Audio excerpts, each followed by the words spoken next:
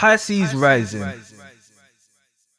Now all Pisces placements can relate to my Pisces videos, but Pisces Rising, Pisces Moon and 12th House Suns is who I think would relate the most other than Pisces themselves.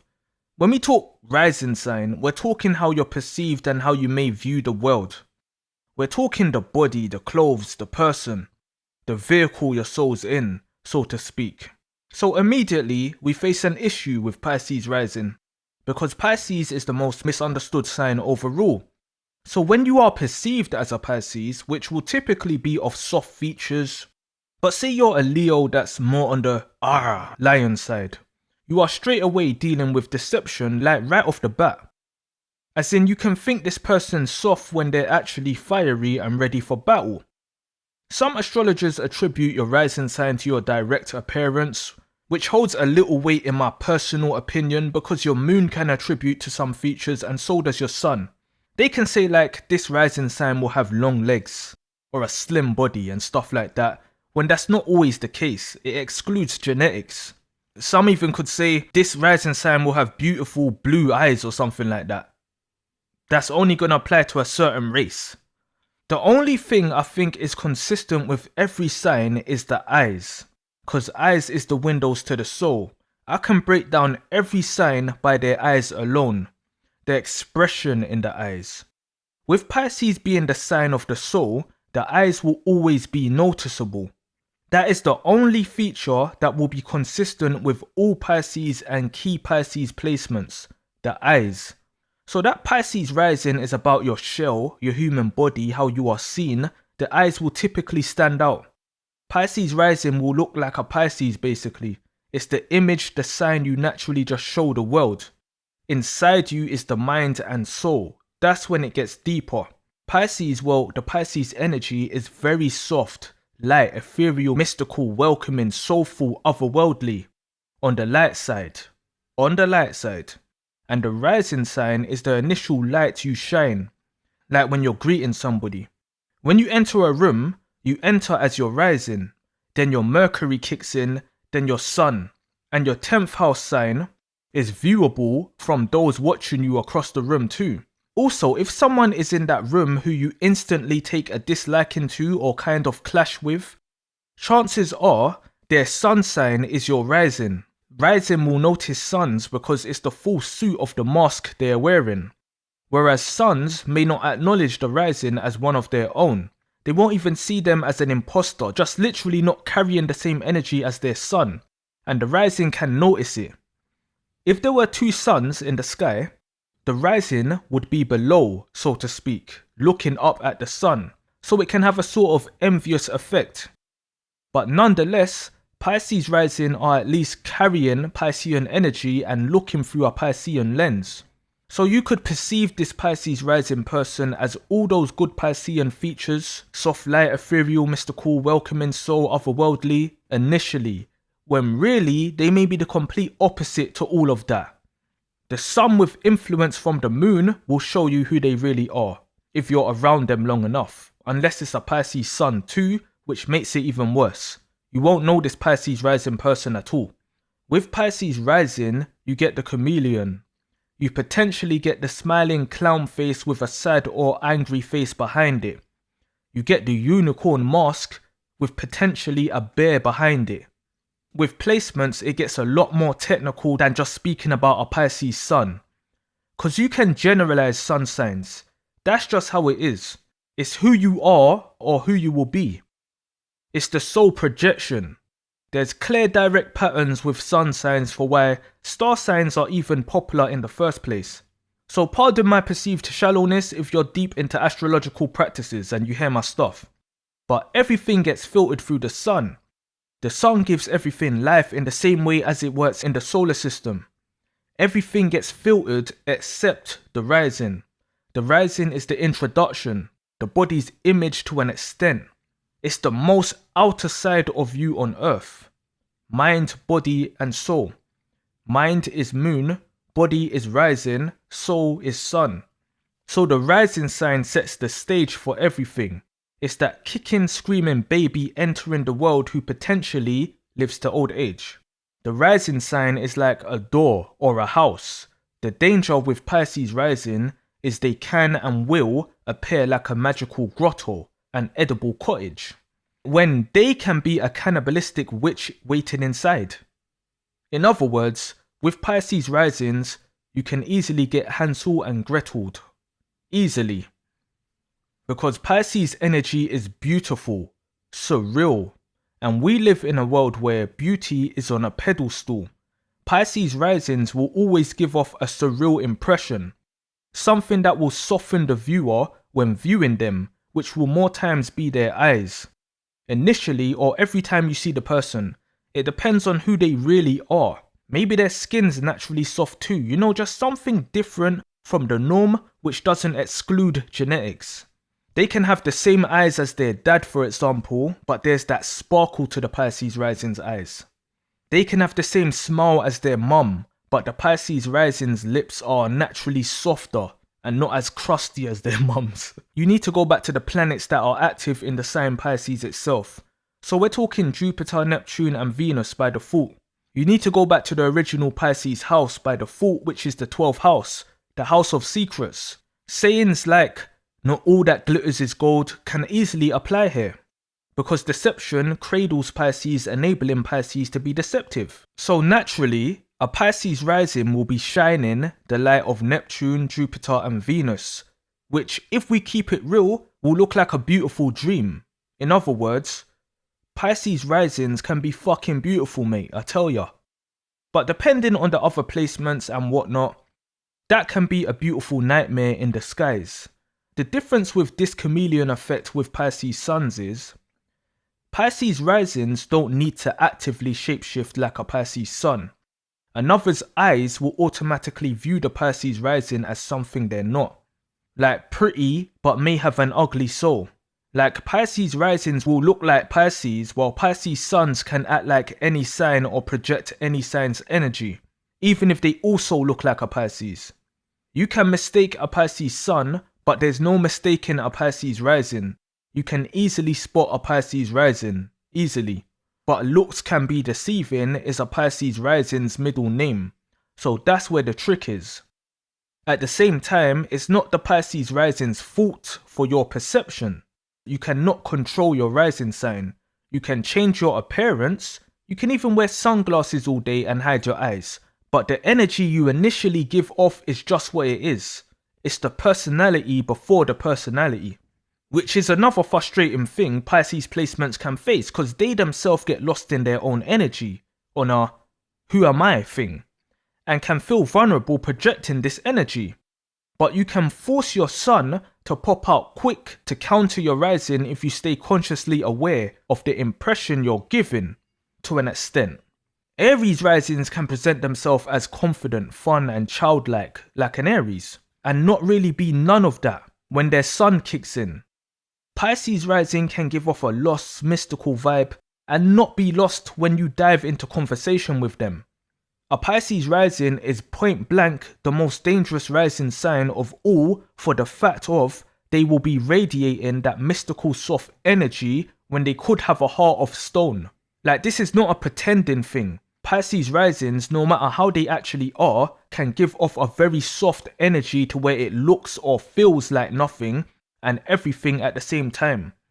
That in itself is scary and will do very well if the person is swimming in dark waters. It's the same with Pisces suns, how they radiate that energy. It's a light projection, but can be accompanied by deception. So if you also throw Neptune in the first house, I mean Neptune will be this person's chart ruler anyway, and Jupiter technically. So this is one big smoke screen, a massive smoke screen. So if they've also got like Neptune in the first house too, you get 1,000 question marks. You get the enigma. The only good thing is, they may actually be a nice person behind it. You won't know until you know. Nothing's to say Pisces rising will be a chameleon for their whole life. That's more a Pisces sun thing. But if they're going around having light-hearted, loose connections with everybody, yeah, you won't know who the fuck this person is whilst just thinking they're nice. It's kind of the opposite to Scorpio rising, who will have the darkest light, so to speak. They won't radiate evil or anything like that, but they will have like a dark sort of aura around them. But then you get chatting to them and see there's some ultra friendly Gemini looking for some "I'll show you mine if you show me yours" time. But the ruling planets like Mars and Pluto will give them like extra influence to want to start dishing out damage or destroying things. But the sun will have to agree. If the Pisces rising wants to start moving deceptive, like Neptune, using the wisdom of Jupiter, whatever that sun sign is, will have to agree with the Pisces rising because it's the sun that will act it out when it's shining high at midday. So that's another danger because Pisces has a whole load of fuckery going on in the sign itself. So Pisces rising might want to start dishing it out. They might get into a state of perceiving the world like a video game and wanting to start racking up kill streaks. But their other placements may or may not be hindrances. It's also why I don't subscribe to the notion that you can act out from your rising sign, because it's not your actions in itself, it's a mask to your actions or an introduction. It's a warm-up to what you can do beyond the presentation. I can turn up to the club in Michael Jackson attire, got the shiny glove and everything, but no one's to say I can actually do the moonwalk or I've got a Billie Jean around me claiming I'm the father. For all you know, you can get talking to me and find out I'm actually Billie Jean dressing up as Michael Jackson. Typically, Pisces placements are positive to the holder. Like, you won't perceive a Pisces rising as evil, just mystical. It's the sun where light can be shone upon the darkness, which may or may not be influenced by the moon's experiences. But then again, mystical can also look scary, scarily soft, so you never know. But when you know this is just a door with the rising, a magical looking door, a van that says free candy inside, that's where it can get dark, real dark with Pisces rising. Another dark side for Pisces rising is there's a massive smoke screen, so they themselves can perceive the world through it. In other words, not see things for what it is. This is where the other placements will be key. If they've got like a Virgo sun or Scorpio sun or Pisces sun, it will make it much easier to see through deceptions and illusions once matured. The wool can be pulled over our Pisces rising's eyes because there's already wool over their eyes. All Pisces are born with Neptune's hands covering their eyes, so your typical Pisces rising will view the world as a magical fairyland and be in their Alice in Wonderland bag, at least initially. They can see the world and people as magical, while people sees them as magical. Others can see so much magical stuff about a Pisces rising that they don't even see about themselves until that Neptunian hand is removed. Because again, the Pisces energy can be like everything and nothing at the same time. So as with everyone, their whole personal chart is important, but that innocence can definitely be there with Pisces risings, because we all perceive the world in our own way, which your environment and upbringing plays a major role in. That's where the moon comes in. So when Pisces risings wakes up to this reality, so to speak, they can still be radiating that Pisces innocence but be in a mode of vengeance behind the screen via the sun through what they've experienced with their moon. You see how technical it is. You can't single out other placements like how you can the sun. But as a standard, you will misread the Pisces rising. And I don't know about you, but when I was growing up, fairy tales always used to scare me because it was always about where some fucked up things happens to children. Like Little Red Riding Hood. I mean, it's adults writing these things to warn others and kids, but kids are just looking at the cartoon element to it. They don't really be deep in the big bad wolf is a metaphor for real life deception and death and predators who prey on children. They're just like, oh, big bad wolf go eat wow. So that's the Pisces rising. It's deception in itself to others and maybe to the Pisces rising themselves depending on their other placements. Pisces rising is the walking fuck around and find outs if they are actually not typically friendly and are on smoke behind the smoke screen. You may think they're sweet and dreamy and high on that smoke until they roll up, smoke you and make you cough up on blood from that smoke. The Pisces rising is not what you see. This is layers upon layers. You'll be lost in the sea. They may look like they're soft when that's not in their heart. You think they're lost in their dreams when they're trying to summon a shark, but may actually be lost trying to peer through the smoke, trying to see things for where it is, so brings care and brings hope. But the way they appear is not for the weak, because you can sleep on a Pisces rising right before they put you to sleep. Pisces Moon. So going into the Pisces Moon is where things gets more technical and real, because this ties in with your early experiences and your experiences in general as human beings on Earth.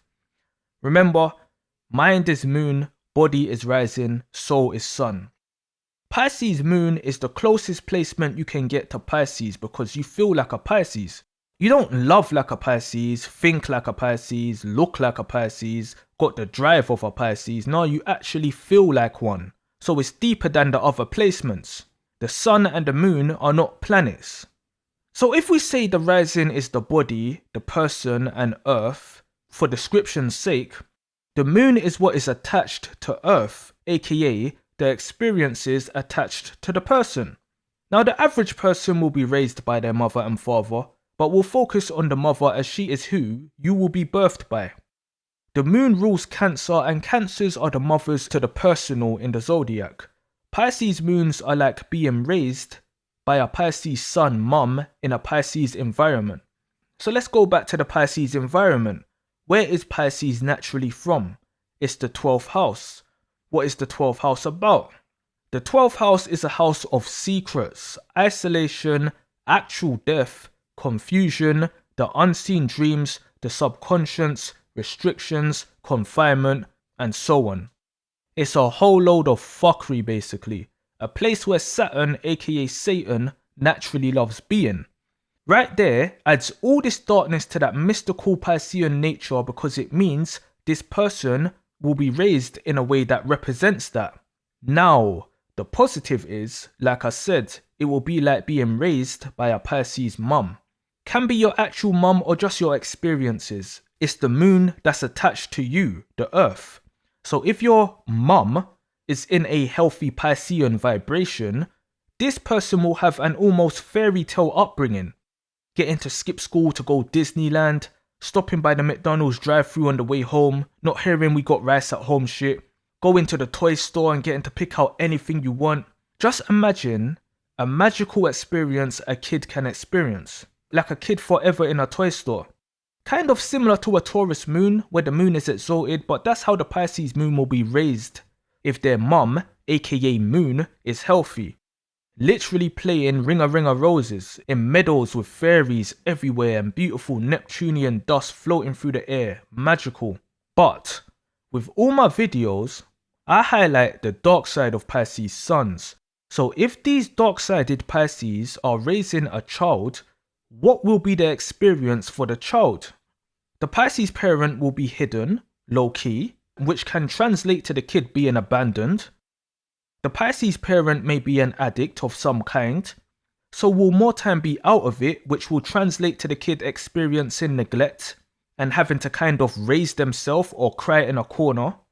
The Pisces parent may be an actual killer, where they get caught and go jail, which translates into the kid having to grow up with a relative or in care.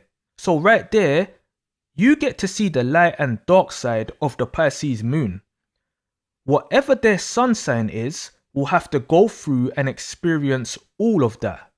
They can get to feel or experience all the consequences of the Pisces sun in negative vibrations, or reap all the benefits of a Pisces sun in positive vibrations. Again, their guardian may not actually be a Pisces, but can still give the Pisces moon the Piscean experience. It can be any sign, and why? Because Pisces is every sign. So this is why it's deep with a Pisces moon, because they can really go through it. It's what have they experienced, a dream or a nightmare. These experiences will never go. The same way your mum's your mum, you can't change that actual fact, no matter how your relationship is with her. Pisces moons experience the Pisces world, but the moon is passive. It's not active like the sun. They say the moon's your reactions, but it's not like you act out from your moon. It's just how you initially take in an experience. How you feel about it is what can trigger your sun to do something about it. So if we put this in a scenario, imagine you're on a boat, you and your mum, you're going on an adventure. Beautiful day, you set sail and head out. You're at sea fishing. You're looking up at the sky, swaying your head side to side, watching the birds fly. Then you realise it's gone a bit quiet. So you look at your mum, and she's staring into the distance, just frozen. You think, that's weird. So you nudge her. Mum, are you okay? Then your mum instantly turns to you and has all this darkness in her eyes and comes so close to your face where you're almost touching eyeball to eyeball. Then says something that sounds demonic in a language you don't understand that scares the living shit out of you, where you throw yourself back into the corner of the boat scared, crying for your life. Then she jumps out of the boat and dives into the sea, and you're scared even more shitless cause you see she has this long mermaid tail that keeps unraveling until all of her is now out of the boat and into the sea. You're cradled up in the corner of the boat, scared shitless, crying and alone. Don't know what the fuck is going on. So you close your eyes and begin to cry even harder, praying it's a dream, trying to make sense of what's just happened. And where's your mum gone? Cause that couldn't have been your mum. You're so overwhelmed you fall asleep and wake up a few hours later. It's night time now, but you're still at sea alone. Your mum's abandoned you, you don't know how to get back to shore, you wasn't the one rowing the boat. You're even more scared and have all this fucked up experience and no one to share it with. You feel alone more than ever. Now again, your sun is extremely important because it's your soul inside that's going to give you the strength to get you out of your mind, get you through this experience so you can row that boat and get back to land safely. An active sun will help, like Aries or Leo, giving you the strength to not deep shit, just start moving. Put your body to work and get to safety. If it's like a Scorpio sun or a Pisces sun now, you're gonna wanna find out what the fuck has happened to your mum and what is going on in the sea or ocean. You're gonna want to dive deeper into your experience and may end up not rowing the boat back to shore and choosing to instead jump into the sea and go find her. This is the dark side of the Pisces moon. It's the experiences and if they have the power via their other placements to handle them. Pisces suns will always be the best for a Pisces moon to have because simply you'll be able to fully understand your experiences, and not only that, you can apply wisdom and use it on others, the good and bad, and actually be able to swim in that ocean as a fish too, or whatever that mum turned into. Although it makes it extra harder being a Pisces sun and moon. The bad side of Pisces moon for the holder is they can feel everything, absorb everything and not be able to express it or release it. The other placements get swallowed, so they can become imprisoned by their own mind. Whereas Pisces sun can adapt to whatever moon sign is backing them and understand it and work with it. So understanding a Pisces moon is as easy as any other. There's more adaptability and freedom with the sun. It don't just absorb, but it can forcibly merge. Not appearing like a fish or experiencing it like a fish. Actually swimming like a fish, diving deep like how your mum did. As I've said before, John Wayne Gacy and Richard Ramirez both had Pisces sun and moon, two of the most notorious serial killers in history. And it's because they transmuted their negative Pisces moon early experiences into being the Pisces sun Grim Reaper in the flesh. The positive side is, well, it's a choice. You can choose if you make your experiences make or break you. Your experiences are not you. It's something that's happened to you and can influence you. People who live in the past or who are a slave to the past is where you get the whole woe is me type people. There's nothing wrong with reminiscing, but it's when you let it define you and use it as an excuse. This is something Pisces moons may get accused of.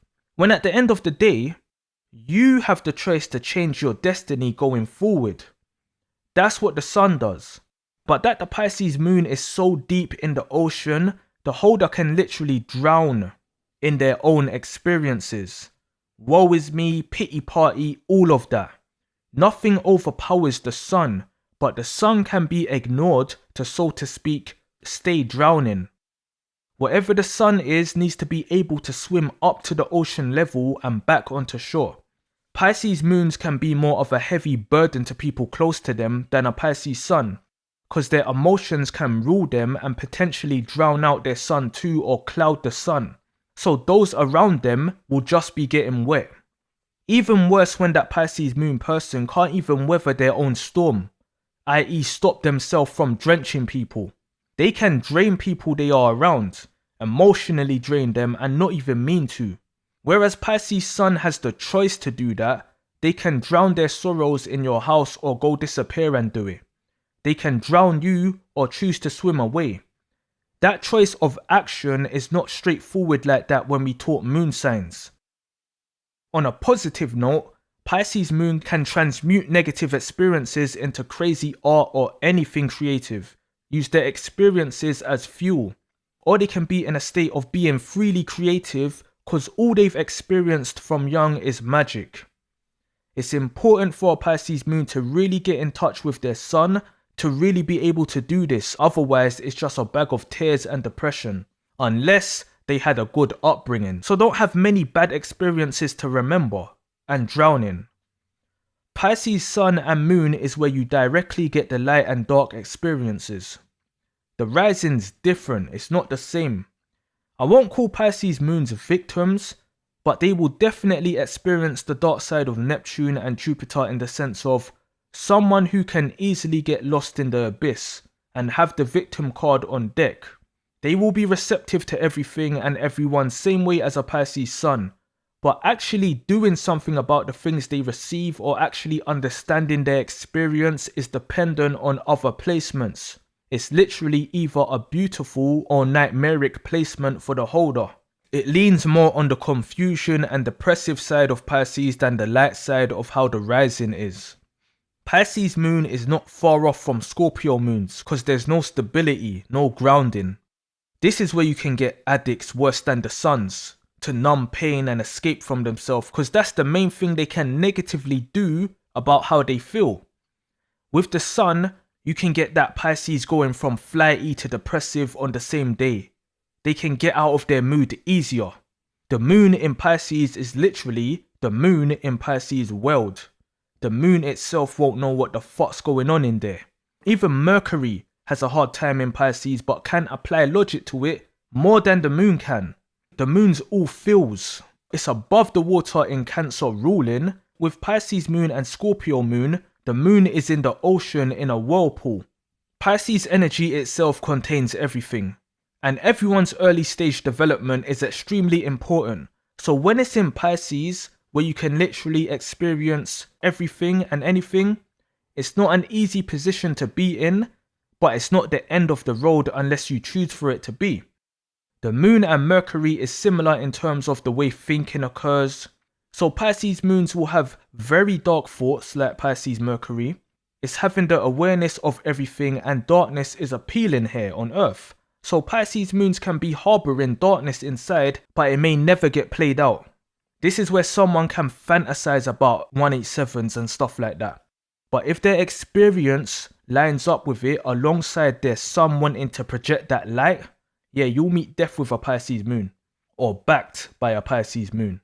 Pisces Moons can potentially be identified by their eyes too. No matter the rising or sun of the person, the Moon's attached. So it's like a little heads up that there's something mystical about this person deep down. Even if their rising's upbeat and their sun is larger than life, the Moon will give them a sort of soft essence. Not as obvious as the rising and sun, but the energy will be present. Again, typically Pisces placements are light. Pisces Moons will be empathetic and all those good Piscean traits in response to not experiencing it initially. So if they didn't have love, they will be even more prone to subconsciously wanting to show love and so on. That feeling can be there, but it can be for personal gain as they give out what they didn't have. If they had it, they will give it out from a selfless place. It'll be coming from a selfless place. If they didn't have it, they'll give it out to selfishly get it back on a Cancerian vibe. It's how Pisces Moons can subconsciously be manipulative, but if they didn't have it when young, you can't blame them for having deceptive undercurrents to their actions once grown. They may not even be aware of it. Pisces are about love and need love, especially Pisces Moons. They can be clingy and all those things due to this. Many descriptions Pisces Suns get in terms of being passive actually refers more to the moon sign than the sun. Many people mix Pisces moon's traits into the Pisces sun traits, but there's a difference in how things are done. Like Pisces being passive aggressive, the Pisces moon person can be passive aggressive because they may not have the tools to actually be aggressive via their chart. And the sun will be seen as passive aggressive when really it's just a Pisces choosing not to engage with you. There's a difference. It's also how Pisces moons can think they're more loving, more Piscean-like than a Pisces sun. It's just because Pisces sun have control of the energy, so can consciously choose what to do with it.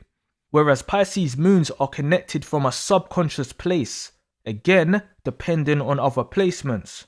The same way risings can look at suns in a somewhat envious way, like sunrise looking at midday sun, moons can do the same with the sun in a how are you operating in the light of the sign whilst I'm lost in the dark with it?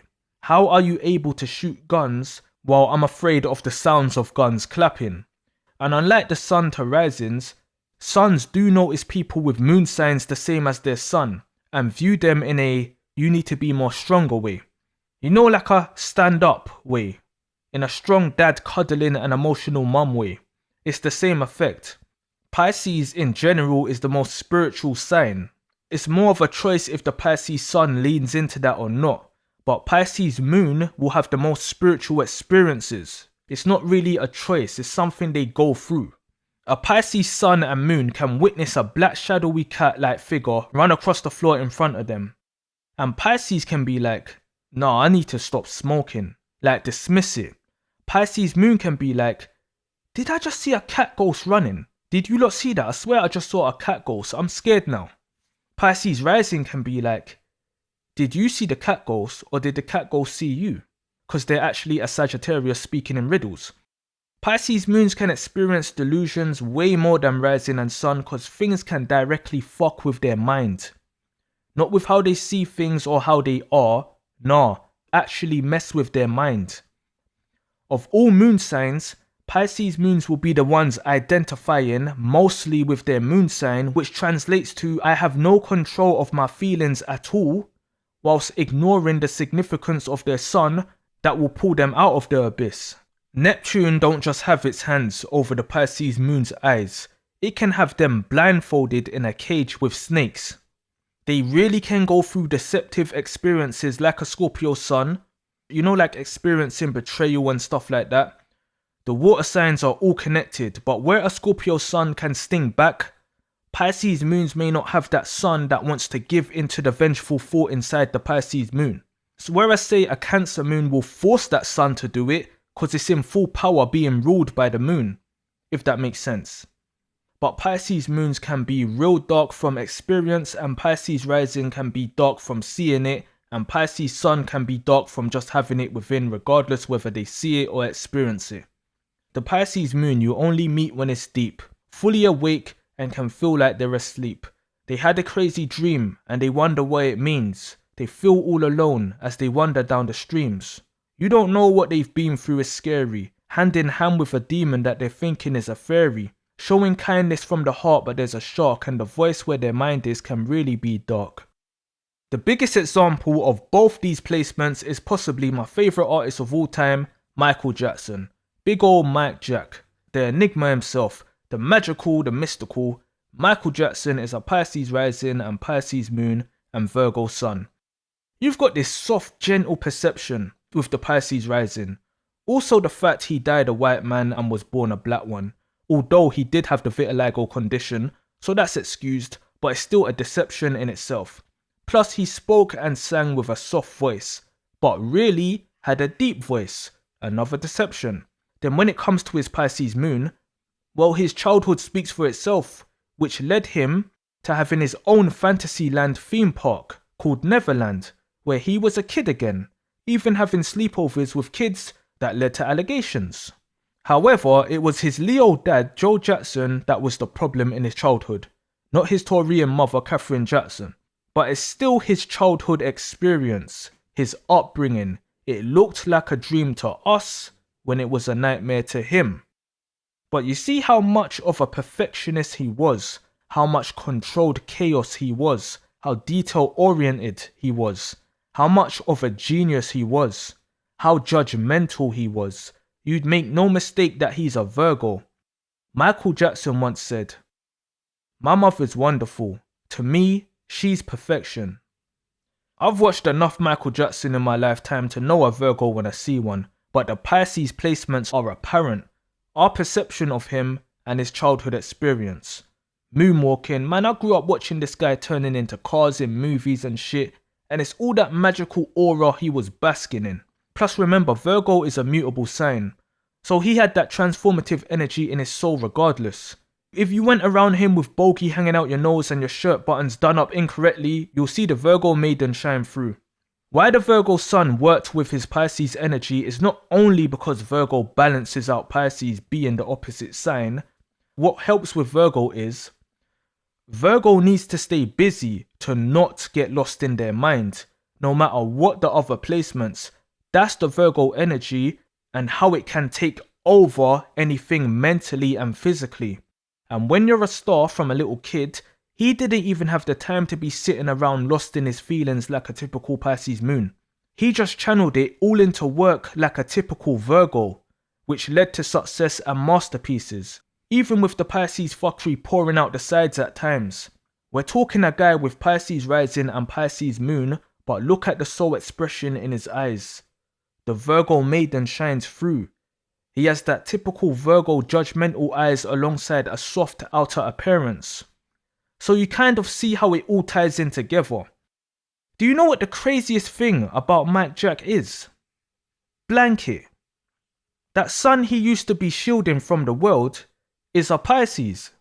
Michael literally had the wool or clothing pulled over that Pisces eyes, shielding him from the world. In blankets and sheets like a ghost. You can't even write this stuff, it literally writes itself. So if we tie this all together on the darker side, if we use a fairy tale, Hansel and Gretel. Pisces Rising can be the edible cottage.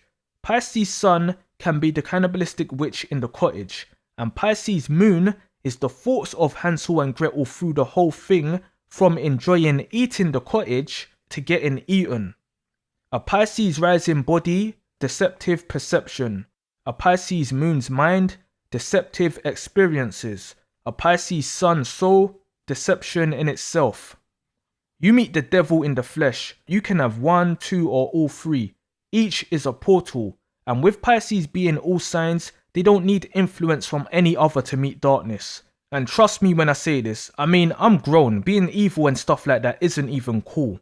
It's just what it is. And I'm saying this as a Pisces. This shit is real. It's not a joke. It's an energy, an entity even. I'm not saying Pisces people are directly evil, but they have an easier access to it, as evil has to Pisces people. Demonic energy lies in Pisces without breaking it down again. But Pisces placements will know exactly what I'm talking about, but others may not. Sweet dream or a beautiful nightmare. Word to Virgo Beyonce. People say signs can't be evil, just people. Yeah, no. Pisces hears that shit. We see what's in the ocean. So fuck around and find out, or find out because you fucked around. Pisces Mercury. Yo my people, just going to somewhat deep dive into this placement. For those who know, I'm a Pisces Sun and Mercury. Pisces Suns will still relate to this because it's all coming from the soul of a Pisces, but when Pisces Mercury is involved, it's just like the thoughts and communication style is directly channeled through Pisces too. So your Mercury sign is like your conscious mind. It's how you think, process things and communicate. Pisces is the final sign of all. The mutable water sign dealing with all things spiritual, ruled by Neptune and Jupiter. Mercury is the fastest planet of them all, and the closest to the sun. Neptune is the furthest planet from the sun and the most hidden. So when Mercury comes to Pisces, Neptune slows it right down and drowns it in the ocean. Here, Mercury is told to shut up, calm down, and connect with a realm you never knew existed. Connect with the vibrations, the undercurrents, the frequencies going on behind the scenes. Be quiet and hear what is not being said than listening to respond to what you hear.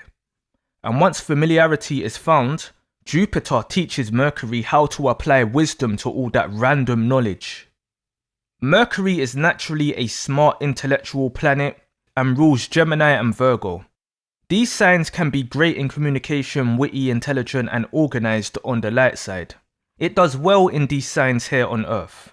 But with Virgo being opposite Pisces, this means Mercury is debilitated in Pisces, meaning it does not do well in Pisces. It's also in Fool too, as Mercury rules and is exalted in Virgo. So Pisces gets hit with a double whammy of problems in communication. But it doesn't work in the sense of it makes Pisces Mercury dumb, but more in the sense of Mercury has no place to build structure or be that quick witty speedball. It's deep in the abyss, connected with everything and in a trance. Which is great for inner work and can produce out of this world genius type people, but can also struggle in reality depending on other placements and genetics, as we all inherit intelligence too. So let's dive in. Style of communication. Pisces is a sign of duality. 2 fishes, 2 worlds and so on. It's free flowing water, ether, a whole ocean. So when this comes to how Pisces is going to communicate with another, it's never one way, it's random, and can also be random to the Pisces themselves. From the tone of voice to the decibel level, it's never consistent. I'll give you an example. I could be walking down the street, half in my head, half in reality, then see someone I know. They can say, "Hi, how you doing?" And I can respond, "Hi, yeah, I'm all good, how about you?"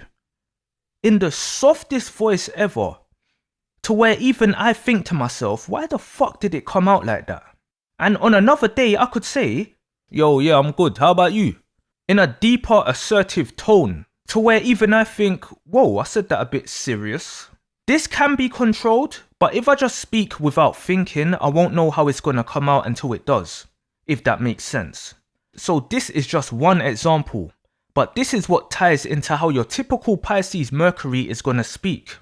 Because the last thing a Pisces wants to do is accidentally be rude or offend someone.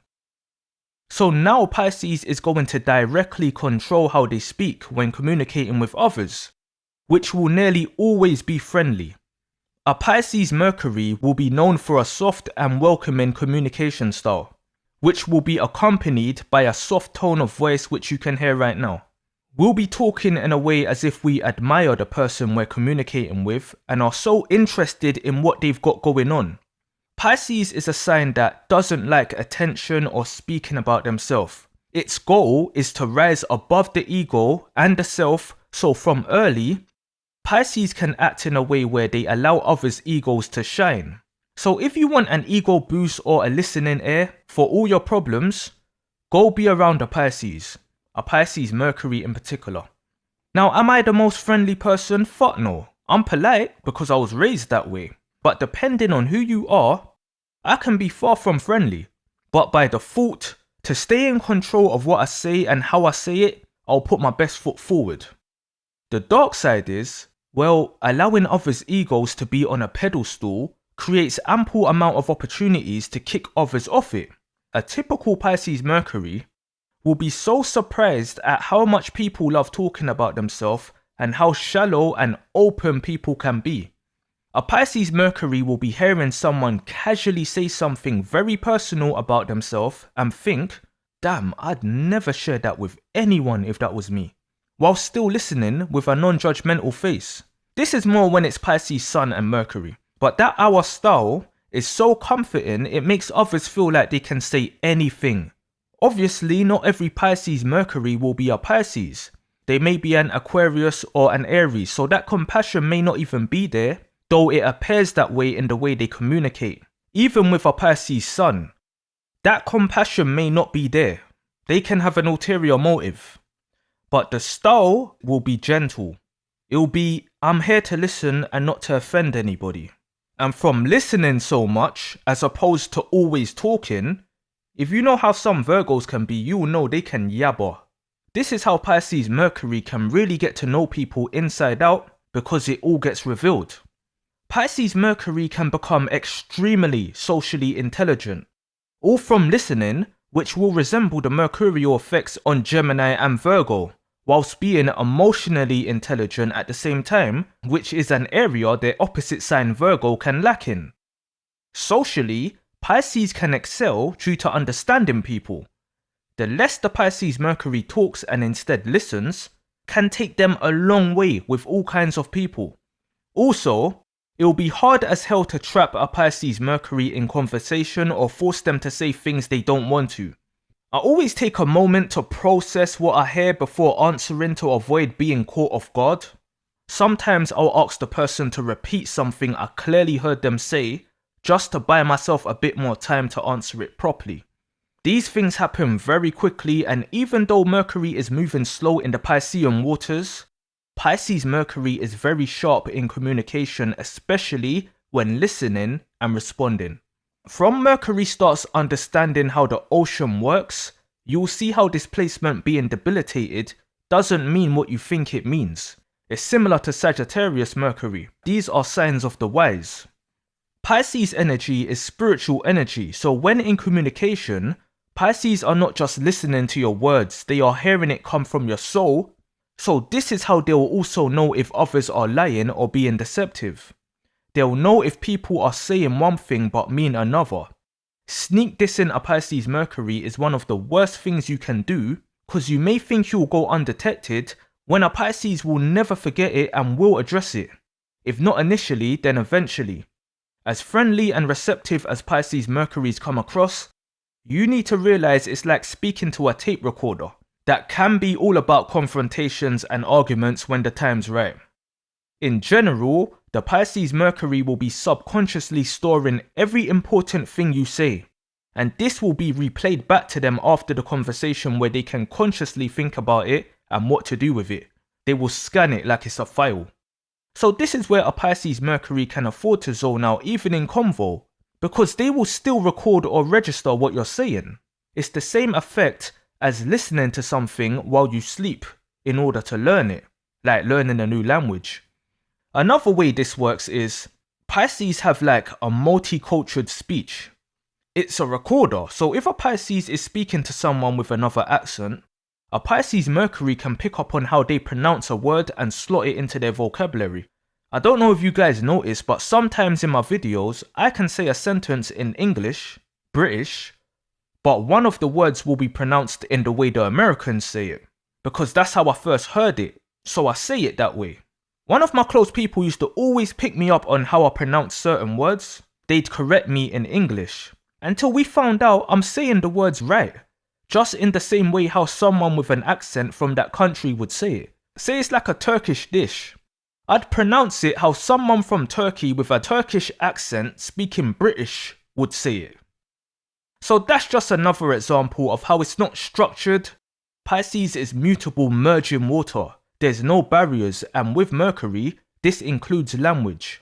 I mean, you won't hear me speak half sentences in Jamaican patois, then the other in Mandarin, but I probably would for banter if I knew how to. But in general, the Pisces Mercury will communicate with you in a polite and friendly way, but may not actually be friendly.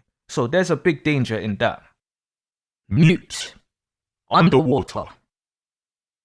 Pisces is one of the 3 mute signs, alongside fellow water signs Cancer and Scorpio. They are mute signs because their animal representations do not make noise. A crab, a scorpion, and a fish. It's not baa like an Aries sheep. It's not mooing like a Taurus bull. It's not actually talking like the Gemini twins or roaring like a Leo lion, and so on. Technically, Libra should be a mute sign too, being represented by scales, which is funny, as Libra is the most talkative sign, but I've explained that mad sign in other videos. So being the silent water signs, this is how they connect. The water signs connect through feelings, not words. This is why their connections are so deep, because words isn't even needed to understand each other. However, Pisces is a sign that understands every other sign's language, while speaking a language nobody else does. Pisces Mercury is the fish swimming in the ocean in another world, speaking and connecting mentally with everything. No words is needed. It's the ultimate mute sign. So when Pisces actually talks to others, it's like talking to a fish that can relate to you. You can be saying all this shit to the fish, and in response to you, the Pisces can adapt and speak your language. But if the Pisces really speaks from their soul, the only ones who will understand is other fishes. And Pisces is obviously not always around other fishes, so you'll find Pisces Mercury's rather be mute or only talk in response than striking up conversations for nothing. Pisces is about accumulation and conglomeration. It's a representation of one being. So Pisces' language is like every language in one. Being in the ocean like allows Pisces to adapt to any person's language, but when Pisces speaks, it's all languages in one. So others don't get where Pisces is coming from. They can't pinpoint if they're speaking Cantonese, Dutch, Latin, if that makes sense. The Pisces can be speaking perfectly clear English, but it can still sound like a dream. Like, what did you just say? Something came out your mouth, but say that again. What did you just say? So to avoid being misunderstood, unless spoken to, a Pisces Mercury can stay mute. One thing that will piss a Pisces Mercury off is being asked to repeat themselves. But unless they're in control of how they're gonna communicate it can come out like someone with water in their mouth at times. So it can literally be hard for others to hear the Pisces Mercury. For example, I can be in my head and someone says, "Hey Dan, are you cool?" And instantly respond, "Yeah, I'm fine." Then they're like, "Huh?" Then I lock in and say, "I said, yeah, I'm fine." Then they're like, "Oh, sorry, you mumbled it at first, I couldn't hear you." And now I feel bad for getting a bit rude when initially I didn't speak clearly and they were only checking if I'm cool. That's 100% going to be a thing a Pisces Mercury deals with. Being asked to repeat themselves because they mumbled some shit that even to them, they may have thought it came out normal. So it can be frustration on either end. And depending on the Pisces, they may choose to just not say much. Very short answers. And this can be included in texting, just like one-word answers. I've also always found that my mind is steps ahead. So say I'm speaking to someone and I think of what to reply. That I've had that thought, I can feel like I've already said it out loud. So when the person's like, "Well, what did you think of that?" Then I remember, I'm like, "Oh shit, I thought I said it." Mercury and the moon have connections with the mind. So what I think is really important is how the Pisces Mercury is able to communicate as a child. The moon sign can show this in terms of the type of upbringing and experience you may receive. I was lucky to have a very open and understanding Scorpio mum raising me, so I was able to ask questions and not be afraid to say things respectfully. So it allowed me to explore and voice my mind. A typical Pisces Mercury's experience may just be exploring the mind, but not vocalizing it. On the other hand, I was more shy around my Sag dad. His aura was just serious whenever he wasn't in his jovial side. I'll never forget this one time. I was in the chip shop with my dad. I was under 10, I don't know, maybe about 8. And the guy behind the counter asked me if I'd like salt on my chips. And I nodded my head up and down to say yes. And it kind of angered my dad where he said to me, "D, you have a mouth for a reason. Use it." He didn't shout it or nothing, it's just the tone of how he said it and it's like something clicked in me.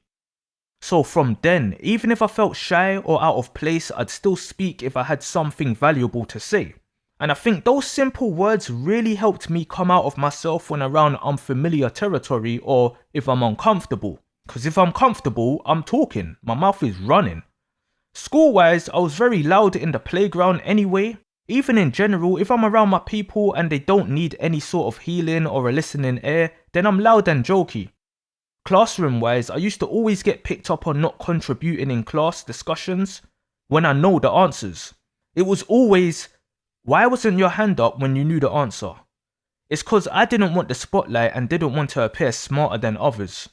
If no one else had their hand up and I knew the answer, I wouldn't put my hand up to avoid standing out. Yeah, don't do that. If any young kids hear this, don't do that. Always put your hand up. But from my dad said that to me, that changed me to a point. But same time, I'd be told I need to stop talking during lessons by teachers. My school reports from early all say Dan needs to contribute more in class discussions. and then not long later is saying I need to stop talking during lessons. So you see the contradictions. Expect that with Pisces placements. Many contradictions, it's two fishes. But Pisces Mercury can definitely be mute even when they have a lot to say, not only in fear of being misunderstood, but from just being shy in communication or standing out. And if the moon sign is unfavorable, then you can really get delusions with Pisces Mercury, a delusional person in how they think. Wordsmith. Charmer. One thing I've always noticed with my Pisces Mercury is I find it easier to rhyme words than speaking normally. I'd rather speak in metaphors and similes because talking normally just seems boring. What sounds better? I went for a walk at night. Or, I went for a walk at night like Richard Ramirez. I mean, it's dark, but it's more interesting. So with Pisces Mercuries who are communicative, expect them to be wordsmiths. It will all just flow like water. Through this Pisces Mercury, you can get very funny people. You can get the wit of a joker like clown. Someone who can be annoyingly funny to speak to if they want to wind you up. The potential to be very sarcastic is there too. Pisces Mercury will treat words like puzzle pieces and be putting together so many random words that it just ends up making sense. Don't ask no Pisces Mercury, how did you come up with that or think of that? Cause they won't fucking know, it just happens. The Pisces Mercury shines behind the scenes because Pisces is all about the subconscious world. So Mercury brings logic to that world. It's where anything that goes on in your head can be communicated and compartmentalized. So this works great when writing letters, poems, music, scripts, whatever you got going on in mind. Even just as a standard in conversation, a Pisces can be speaking to you in riddles or rhyming. Pisces is a sign of philosophy as much as the other three elder signs. But what adds that magical touch is Pisces can make that stuff sound cool. Pisces Mercury can speak like someone who is high off weed, and not be. It's like refined wisdom. When you hear philosopher, you think an old man in a brown blazer, maybe smoking a pipe, writing some deep shit that someone with a less complex mind could never fathom. Pisces can take that and make it appealing for all to listen to. Similar to Gemini, because Pisces isn't about barriers and levels. It's make this readable and understandable for all. So turning it into a poem, for example, is what can make it click in others' heads. Because each rhyming word lets off a ding in the brain, like neurons connecting. Even with these videos, sometimes I'm just writing normally. Then when I record, I realise I rhymed a few sentences that I didn't even intend to. But you may think that I meant to. I did just mean to do that one. So that's more Neptune and Jupiter's influence. It's like a spiritual philosopher. The other thing about Pisces is Venus is exalted in the sign, so it makes Pisces very loving people. So when it comes to expressing love, communicating love, Pisces Mercury is second to none. Only Libra can rival Pisces in this department. If a Pisces is in love with you or chasing you, pursuing you, in person, this can look like someone in your face saying everything you want to hear. They don't even know you but know exactly what to say that's going to make you smile. You get big time charmers with Pisces Mercury. Think of like serenading. Unless the Pisces is shy or whatever sign they are, the Mercury will enable Pisces to express this love or charm effortlessly. I was real life chatting up women 20 years my senior when I was a young teen. They probably were laughing like the cheek of this kid, but I still knew how to make them smile or laugh at least. So girls my own age was like a walk in the park to flirt with or flatter. And that's no exaggeration. I never had chat up lines or anything, I would purposely say things off the cuff. So it's personal to this person. Fail to prepare then prepare to fail? Yeah, not with a Pisces Mercury. No plan is the best plan because it allows the fish to be free and adapt in the moment. So whatever energy I pick up or something I see that I can complement, it was just easy to do. Chat up lines were never my thing. Save that for the Leos and Libras. The bad side is, Pisces Mercury can do this and not actually feel that way. Pisces Mercury can charm anyone without any feelings involved. And when you get Aquarius with Pisces Mercury and Aries with Pisces Mercury, you can see why these signs can be big time Casanovas. Charming as hell. But with Pisces, this is another duality because they can do this in person in your face, communicating their love, and then when you get home, you can be flooded with texts, love poems, songs. A Pisces Mercury being a lover and a wordsmith can certainly sweep anyone off their feet. Ahead of time. Daydreamer. A positive and negative about Pisces Mercury is we can always be ahead of time, mentally. This is more the Jupiter influence because it brings that foresight to Pisces, that look aheadness. But then there's Neptune that can allow Pisces to access other dimensions. So with Pisces Mercury, do not expect them to be in the moment at any given time. They may need a pullback to this reality at times. Even as I'm writing this video in my head, I'm hearing how it's gonna sound when it's done. Well, I'm recording it now. And by the time I'm editing this video, my mind will be focused on something else, like what I'll be doing afterwards or just something that's coming up. And by the time you guys hear this video, my mind will be so gone from this video. Before I even write these videos, I've already written them in my head. I'll wake up with these videos already written and just bring it to life. So when I do something, it's always like I'm going back in time to do it practically, when mentally it's old news. Pisces Mercury is always looking ahead, sort of the reverse to Cancers, who often mentally live in the past, which helps them propel forward. This is also how Pisces can avoid things and stay unsurprised by looking ahead and predicting what may happen. So you can get psychics with this placement as well, even accidental psychics. So being present is hard for a Pisces Mercury because every time period or dimension can be the present for us. This is why time doesn't exist to Pisces and why some Pisces may be late to things. I personally hate letting people down.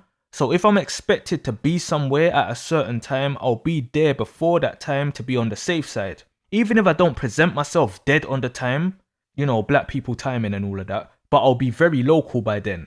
This is how the Pisces mind can work. It's too much of a generalization to say Pisces is always late. If we care, we are there. But even grounding techniques won't help at times staying present. We can go out in nature, put our bare feet on the ground, and go hug a tree, but our mind is going to fly away. I've found just closing my eyes and actively listening to the birds and surrounding sounds can help me stay present if I want to be present, but it's still a struggle. It's hard to stay present and in the moment at times, fully present, when you're half here and half there. And I think that's where not also being a Pisces will help if you've got this placement. If you are a Pisces too, you'll know we are always floating. This is the placement of the daydreamer, because essentially, Mercury is your thoughts. Pisces is daydreamers anyway, but Mercury is where your conscious thoughts is literally in Disneyland. Like you will not get a more dreamy placement than Pisces Mercury, which has many pros but has its cons too. As a kid, I was a sucker for a blank piece of paper. You know in your workbooks, where you've got the lines on the right side and the blank paper on the left side? I did finish my work, but the amount of times I'll rush it so I can finish early so I can start drawing, and in no time that left side of the book will be full pictures. And I wasn't even thinking what I'm gonna draw, I'll be daydreaming about something else whilst I'm drawing. Then when I snap back, I've drawn such a detailed drawing on that blank side. And it did not matter if I'm mute or talking to the people next to me, I'm gonna fuck up a blank piece of paper. Another Pisces thing relating to love was I always had a girl on my mind. Always. I've romanticized far too many for me to even remember. The amount of people that has ran through my mind is crazy. I've never not had a crush. From nursery to now, I've always had someone I found special to daydream about. Luckily, I've been consistent with that with the same person for a long time. Not all Pisces are cheaters. But I did romanticize many where when I actually got them in reality, I didn't want. Didn't want. Cause more time, this is coming from me getting their number after seeing them, then going home and texting and phone calls until we meet properly and have a date. And you know all that absent makes the heart grow fonder stuff? This Pisces Mercury makes the mind go yonder. If I was absent from a crush or a slight interest, I'm gonna romanticize them hard as hell, which included making up my own version of them. Cause I'm just going off a voice after the initial introduction. Then I get around them again and in my head I'm like, wait, didn't you have a beauty spot on your eyebrow? Who the hell was I fantasizing about then? Because it's not you. Because it's not you. Now, there's dark sides to that with Pisces Mercury. It's not always innocent, and depending on the person's other placements, this can create a demon on the streets. Venus's love is not always pure. There's a dark side to Venus. There's a dark side to love. Love breeds delicious and can cause heartbreak like no other. Love can kill. So if the Pisces Mercury is not in reality and fantasizing about people like this, which can be complete strangers, it's not hard to see where all that can lead to without saying too much. And that doesn't matter if it's an Aquarius, Pisces or Aries. If that Pisces Mercury is off, those daydreams can turn into others' nightmares. Yeah, you can meet a Pisces Mercury who has had a full relationship with you in their head, and by the time they meet you, you're unaware you're going through a bitter divorce with them. Trust me. Pray you don't meet a delusional Pisces Mercury, especially if they're the type to not actually have real relationships with people. They don't go out there and pursue no one, but have all these relationships in their head. Be very careful. Telepathic. When dealing with a Pisces Mercury, you are dealing with the mind reader placement of the zodiac. As mentioned, Pisces is all about the subconscious mind. It's like swimming in and around where the moon is connected to and applying logic via Mercury. Pisces is also very attuned to deceptive practices being ruled by the planet of deception in Neptune. So there's no secrets around the Pisces Mercury, because they are listening from the 12th house of secrets. If you're worried about something and are around a Pisces Mercury, they're gonna pick it up and may even connect with that frequency you're on and detect what you are actually worrying about. Don't even speak to a Pisces Mercury if you are withholding information. If you're telling a Pisces Mercury a story and leave out information, all that you think you are hiding will be slap bang in the Pisces mind. They will notice all the blank spaces. No, the Pisces won't know exactly what you're leaving out, but they will know you are leaving out information, and that alone is enough for a Pisces Mercury to not trust you. So be warned, especially if it's a Pisces with a Pisces Mercury. Don't even bother. In general, a Pisces Mercury can know what you're gonna say before you say it, especially if they know you or have been speaking to you for a long time. My mind's always traveling, so that I know what someone's gonna say, I can drift off while listening, and when they stop for a response, I'll repeat what they've just said back to them, so I quickly can find the time to get back to the conversation and respond. I've been called out for this as well, repeating people, but it's just active listening. Someone can say to me, I went to the shop the other day, and I will say, you went to the shop the other day. But I'm saying it to stay present in the conversation and show that I'm listening. But some people can get huffy about being repeated too, because it's like, yes, I just said I went to the shop the other day. But this is just for the Pisces to get back to you. The full sentence will be, you went to the shop the other day. Okay, so how was it? It will be followed up with a question if the person doesn't take offense quickly. So Pisces Mercury can face issues in communicating with huffy people. A Pisces Mercury can hear what you're saying and what you're not saying through telepathy. A Pisces Mercury can communicate with you, send you mental messages without saying a word or even making eye contact. A Pisces Mercury can hear you say something in your head and ask you if you just said something because they thought they heard you actually say something out loud. This isn't all great or completely crystal clear. It's not like every Pisces Mercury will be straight up hearing all your thoughts in clear English, but it's like picking up muffled frequencies and understanding the frequency. So when we tie this back to the Pisces Mercury presenting a friendly, welcoming style of communication, you see where you can have someone scanning you and unraveling you because they've detected something. All the water signs are connected. With Pisces Mercury is where you can get Scorpio-like detective traits because it's all about communicating with another. So same way a Scorpio can detect and start prying, it's the same way a Pisces Mercury can be in a more non-interrogating way. But a Pisces Mercury will be asking you questions that will lead you to open up. It will happen seamlessly. This is where deception can be used in communication because you can just think you're having a casual conversation with a Pisces Mercury when the only reason they're even talking to you is because they've picked up on some fucked up frequency you got going on behind the scenes. And this is the thing with Pisces energy in general. It's receiving, merging, and uncovering. So Pisces Mercury won't be afraid to get into deep conversations with people even if it's unsettling. The only thing that can stop this is if the Pisces Mercury is in a mood. But if it means they'll find a connection to that behind the scenes thought they've picked up on, then they will gently inquire and they will get the answers. Even if it's not from your mouth, the universe will tell the Pisces Mercury, whether through a dream or another person involved.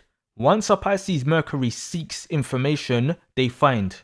It's like a shark sensing blood in the water. Pisces Mercury is that priest in the confessional booth where they make you feel at ease to free yourself, but there could be more to that depending on what you're confessing. Again, especially when it's a Pisces Sun and Mercury, others need to be careful with what they say, which will be hard, but if it's some fucked up shit Pisces picks up on and then it gets revealed, it won't end well. But on the brighter side, this works well when you have something on your mind and feel alone. Pisces Mercury will detect it and create a safe space for you. It will almost be impossible to feel alone around a Pisces Mercury because they can talk to you and comfort you without any words said. Telepathic communication is even stronger than verbal with Pisces Mercury. Silence isn't silence with this Mercury. And if you've got like some bright new idea that you're keeping to yourself, do not go around a Pisces Mercury, because they can mentally absorb it from you and then release it thinking it came from the universe when it really came from your mind.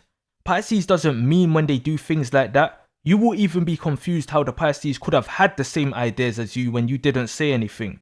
And that's the whole point. You don't need to say anything at all for Pisces to hear you loud and clear. So take note. All they need to do is be around you and it'll be like a Bluetooth or infrared connection going on from your mind to theirs. Very thoughtful. Mercury in Pisces will make the holder a very thoughtful person in regards to others. Pisces energy is about peace and harmony unless disturbed, so that's what Pisces mind will be focused on when dealing with others. They will think about themselves and you if healthy, or only think about you if not healthy. Either way, you're covered unless they start having dark thoughts. If you're meeting up with a Pisces Mercury, they will have you in mind. Like they may go into a shop and pick up your favorite drink because they know you're gonna love it. You know, just like very thoughtful gestures. That's a very Pisces Mercury thing.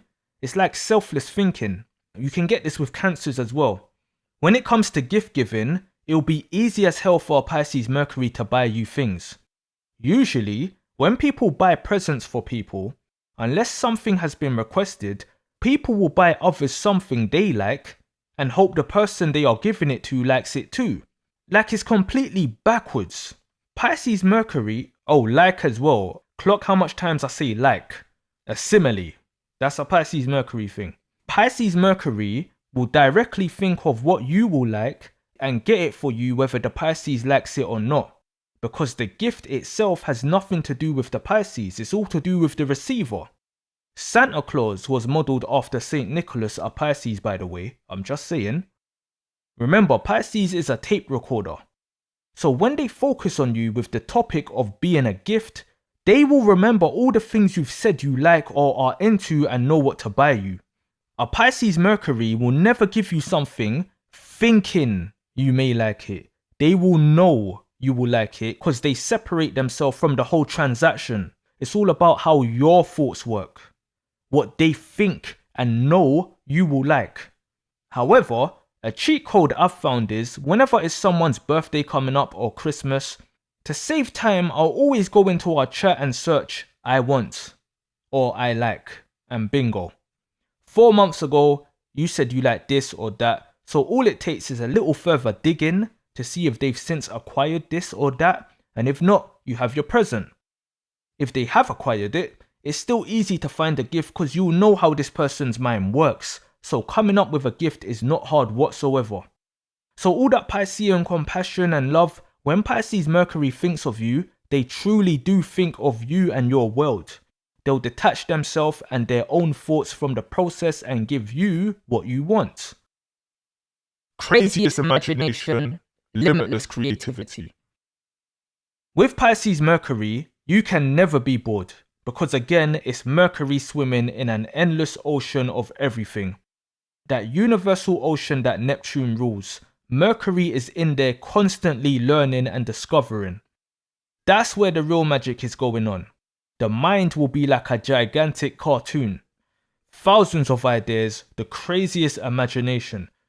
Now, I never said you'll be forever happy, but you'll never be bored.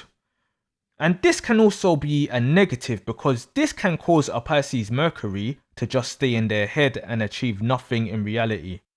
They spend all day sculpting the fucking Venus de Milo in their head, increasing the bosom in their version, and didn't even take the dog out for a walk, causing the dog to leave a hefty present for them on their couch. So this is where control is needed.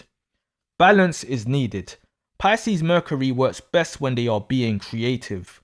No matter what it is, there is nothing a Pisces Mercury cannot do if they put their mind to it. So once active, it's just a constant stream of inspiration. Ideas galore. Writer's block? What the fuck is a writer's block? Said the Pisces Mercury. I'm even writing things in my dreams. You need a whole movie script drafted by tonight. About a topic I haven't any clue about or ever experienced. Psh, give me a couple hours, I got you. I mean, stress and life itself can cause problems with the Pisces Mercury's creativity, but once they have that breathing space, oh, this placement can create so much magic. Because it's not just the distant dreams and experiences, that's more the moon. Mercury is where the dreams can logically be manifested. The dreams aren't at the back of the mind, it's at the front. Boredom will not be a friend of a Pisces Mercury. How can it be when you've got a whole explorable world in your head? And it helps if I have something tedious to do. If I'm not able to listen to music to get me through it, as music is everything to Pisces, especially Mercury, we can sink into music. Your average Pisces will be humming or whistling to themselves because music runs through the whole brain. But if not, then all I need is silence and my mind will keep me occupied with everything. Can even have full-blown conversations with myself in my head. Can go through a whole memorized album in my head. Can rewatch something in my head. Literally hours can pass by. One time my radio broke in my car, about 10 years ago, so I was driving around with no music for like a month, and it did not make a single difference. Obviously I wasn't dancing to my tunes as I'm driving, but once I sort of actively zoned out, next minute I'm at my destination because my mind has kept me so occupied. Pisces Mercury's imagination is just a magical and musical world. It's why we'll be interested in things of that nature like cartoons and stuff like that too, because we can merge with another's creation and get lost in it. I grew up watching a few Disney movies, etc. because my girl cousins would put them on, and as I'd watched them, my mind was so in it, immersed in the soundtracks, the story. It hits different with Pisces Mercury. Yeah, I fuck with Mary Poppins and a Spoonful of Sugar, Beauty and the Beast, fuck Gaston, and Cartoon Network and Top Cat and all that shit, fuck Officer Dibble. And I'll kick it with Dexter and Johnny Bravo, fuck Dee Dee. Tom and Jerry, bro, I used to be riding out with Jerry. Run, Jerry, run! In my head I'm doing this, by the way. I'll never do that shit around the honeys. But that's the magic of Pisces. Not only is our own imagination so limitless, we can also jump into and appreciate another's art or work. I mentioned that painting analogy of when hearing someone's story in my first video. And this is where it comes from. Everything is like art to Pisces Mercury. Life imitates art. Understanding people is the easiest thing a Pisces Mercury can do. People can become so boring, so art, TV, movies, video games, that's where you can find Pisces Mercury swimming. Consuming or creating or both.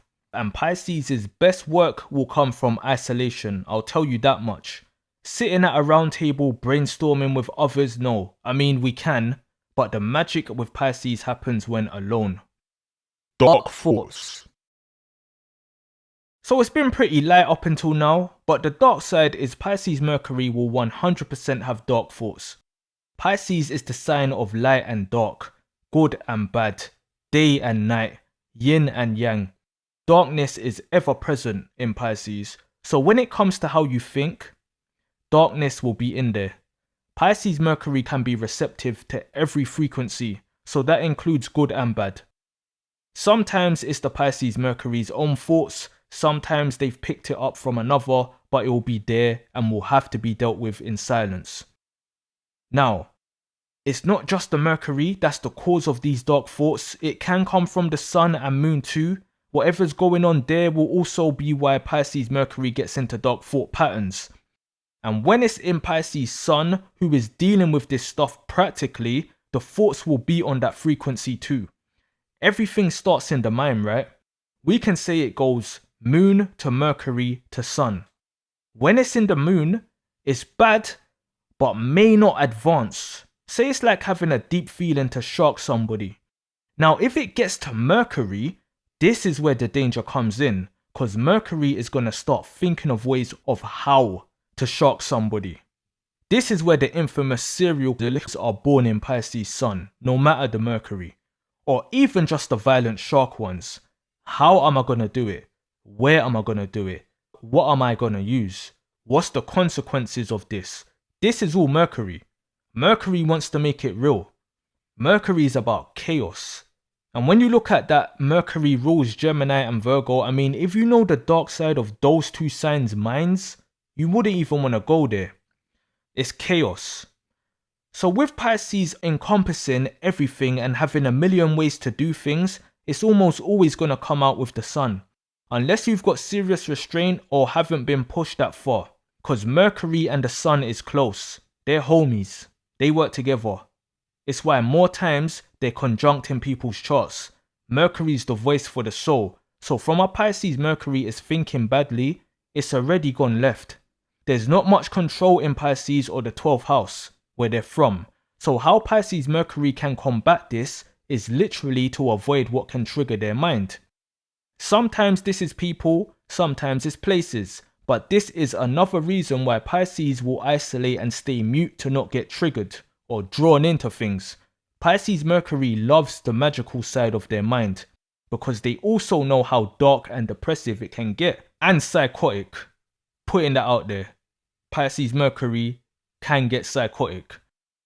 But the reason there are two fishes and why balance is needed with the fish scales is isolation can lead Pisces into dark thoughts too. Pisces don't need people or need to communicate, but the more Pisces is alone and in their head is the more likely they will eventually start exploring their dark thoughts, because they're always there regardless, and again, from it reaches the conscious mind, it's a problem. Whether Aquarius Sun, Pisces Sun or Aries Sun, it doesn't matter, all three can be very violent, dishing out dark thoughts of a Pisces Mercury. And the thing is, as magical as our kind are, the world we live in has some magical places and people, but the real reality is mass killings and wars. That's the real. Some real evil things are happening on this earth under the quiet every single day, and this is what Pisces is connected to. They pick up these energies from the living and the dead. The sounds of pain and screams let out across the globe, from people and animals. Pisces Mercury will pick this up. The happy and the suffering. So this can create a demon in a Pisces, because as passive as Pisces appears, trust me, if they start actively thinking evil, it's over for whoever they're thinking about. If they start thinking bad about themselves for even having them thoughts, this is where seaside thoughts can come in. This is where thoughts of consuming, body damaging and soul crushing things can come in. But if it's negative thoughts towards others, fantasies can turn into bloodshed, dreams can turn into nightmares, and Pisces Sun can be all for it practically. I can be so muffled in speech if I'm in my head and get asked a random question, but you see when I get mad, I speak loud and clear and you will hear the demon energy in my voice. I've heard it in reality and I'm sure others have too. It's all good the Pisces Mercury coming out soft or deep, but what about when it comes out demonic? You will be surprised how my voice sounds when I'm mad compared to what you're hearing right now. 2 times where you will hear a Pisces Mercury loud and clear, when they are angry or when they are performing. You will not mistake this placement with communication when they come alive. This can be a placement of severe nightmares too. On the light side, it's daydreams, maybe even foretelling dreams and dreams of past loved ones. But on the darker side, it's frightening nightmares, where you're scared to go back to sleep type nightmares. because there's no barrier from the spiritual to the physical realm in Pisces, so Pisces Mercury can pick these things up mentally and it can turn them mental if they're not strong enough. Pisces energy is nothing to take lightly, even when it appears flighty. Final thoughts.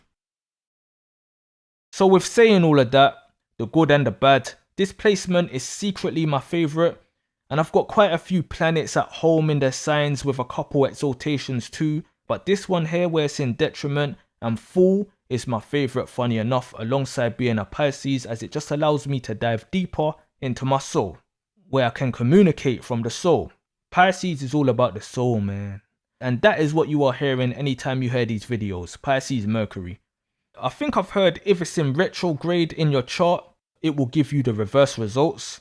Like you won't stutter when you speak, etc. It'll be an easy placement, maybe similar to Virgo Mercury, if it's in reverse. Mine's just normal, no retrograde, but I've learned over time how to work with its flaws when I'm expressing myself.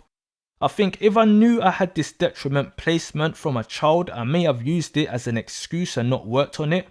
Like, sorry, I can't explain myself. I've got a Pisces Mercury. Now, you got to power through these things. There's no bad placement. Everything can be tuned up if you work on it. I still fluff my words to this day. I just get on with it because this placement can cause you to hyper focus too. So if I knew it's like I'm gonna randomly mess up my words when I'm talking because my mind is elsewhere, you think I'll be approaching anybody in the street? Hell no, I would have been worried I'm gonna make a mistake and a bad impression. So this is why I think astrology works best when you're reflecting than knowing things way before you've matured, because some things you may learn about yourself may place blocks in your mind. Knowing your sun signs enough until you get at least late teens, early 20s, where you've lived a little and got life experience. Oh, and if I'm telling a story in person without reading it off the paper, oh, just forget it. I'll take forever to get to the point, because halfway through the story, I'm going to start talking about so much other relatable shit that's just coming to my head. Telling one story will breed like 10 stories for me. If you know, you know. We find structure when we write down our thoughts. That's what makes it easy to make speeches. Doing it off the top of the dome may be a myth. It depends. And if you don't get alone time and are in constant communication with people, I'm messing up. Yeah, I don't think the holder will like this placement because there's no time to wonder, and it can be a struggle when having a normal conversation with people. I'll make sure I have alone time. I'll find space. So if you've got this, it's best you do too. But for the Pisces Mercury who may be shy or hesitate to say anything when you've got a lot to say, just take the advice my dad gave me. You have a mouth for a reason, so use it. Fishes got mouths too. You see how Sagittarius are rude though? I know I've got a mouth. Maybe I just didn't want to talk, Mr. Centaur. I'm busy daydreaming about me and Megan Good trapped in a closet playing 7 Minutes in Heaven, Dad. Maybe I didn't want to talk to the chip shop man. Just put the salt and vinegar on the chips and don't beg it with me. Talk to my dad. I'm not the one paying for the chips, Mr. Chip Shop man. The fuck you talking to me for? I'm a kid. I eat anything I'm given as long as it don't stink. Of course I want sodium. I'm a kid. My sugar and salt intake is high as hell. Daily. The fuck you think I'm gonna say no to salt? Coat that shit in salt. This is why Pisces Mercury don't really want to talk sometimes, because we can get very rude and tell you about yourself. I swear his arms were hairy as hell too. All that reaching over my food. I know at least one hair strand fell in my Mars in Pisces. The more deeper you go into individual placements, the more complex it gets explaining what's happening, because all these placements are interacting with each other. They're all side placements to your sun, your soul. The sun sign and the rising sign is probably the only two you can really generalize. But two people with Pisces Mars can have completely different experiences with their energy due to many things like aspects, house placements, and other planetary positions and so on. And plus, Pisces is a pretty random sign in general, so take what applies to you. Now when we speak Mars, Mars is the warrior planet. To simplify it, Mars is like a young energetic warrior full of passion, desire, and ready to fight anyone that opposes him. Mars rules Aries and Scorpio. With Aries it's external, with Scorpio it's internal. Basically, you will see the Mars traits in your typical Aries person. You won't typically see it in a Scorpio. Mars is Aries in Greek and Roman mythology. With Scorpio, it's more like a deep hidden internal drive to do whatever they're on doing. With Aries, it's more in your face and makes Aries a very dominating sign, just like Mars the planet. With the sign Pisces, Pisces is the most spiritual sign at the end of the zodiac. It's about knowledge, wisdom, dreams, mysticism, lust, the soul. Pisces is a combination of all the signs before it and more. Pisces is the yin and yang sign, encompassing all. It's typically a peaceful sign, but that's often by choice, not ability. Pisces is ruled by Neptune, the planet of illusions and spirituality, Jupiter, the planet of wisdom and luck, and Venus, the planet of love and beauty, is exalted in the sign, meaning Venus holds great power here. So when young, energetic and passionate Mars goes to Pisces, it's like a warrior being in a place or house with its spiritual uncle in Neptune, its most powerful of all dad in Jupiter, and with its woman, or his fling should I say, his side piece that he had many children with. To explain that through mythology, Aries aka Mars is the son of Zeus aka Jupiter, and the nephew of Poseidon aka Neptune, and the lover of Aphrodite aka Venus. So this paints a picture here. You've got Mars in a Pisces' house who has his woman there, who he's passionate about and constantly making babies. The god of war is in lust with his nuts all sore. To get even more technical, the sign Pisces, the two fish, is Aphrodite and her son Eros. Eros is the son of Aphrodite and Aries, aka Venus and Mars. We all know the relationship between Venus and Mars is like symbolic for boys and girls, men and women. So Mars is basically at home with his woman and his son in Pisces, with his more powerful dad and tricky uncle in the house too. Not really at home though, like it's not in domicile here, like Aries and Scorpio. It's more Mars is at his parents' home with his woman and children there. So what type of Mars do you think this produces? A fucking laid back one, or a very watered down one? Because Mars will find it very hard to do things in such a spiritually hidden and dark place in Pisces. Mars trying to fight here is like a warrior walking from land into the sea and fighting underwater. Everything's in slow motion and his fighting skills will basically be useless against what he's up against in the unknown world of the ocean aka Pisces. It's like someone fighting with a blindfold and earplugs in. However, the planets here have relations to him, so he's cool to an extent. But Zeus aka Jupiter doesn't like his violent ways. Father and son don't get along, so this causes another issue. Aries' casual stance is war, and Aries aka Mars killed Poseidon's aka Neptune's son, his cousin, so Poseidon don't fuck with him either. Mars in Pisces is like a bad family member who has to relax here in Pisces world and knows it. This is why Mars is calm, and obviously his woman's in his ear, talking, cause she knows how shit is. But basically Mars is with his family, relaxing and making love. Venus is hot in Pisces. Mars is cold, getting warmed up. People get Mars confused with the fire sign Aries being hot. Mars is cold. Venus is the hottest planet of all. So Mars is busy with his lust and desires, and his power isn't as strong here, as the rulers of the sign Pisces is stronger than him, basically. Neptune rules the ocean and Jupiter rules the skies.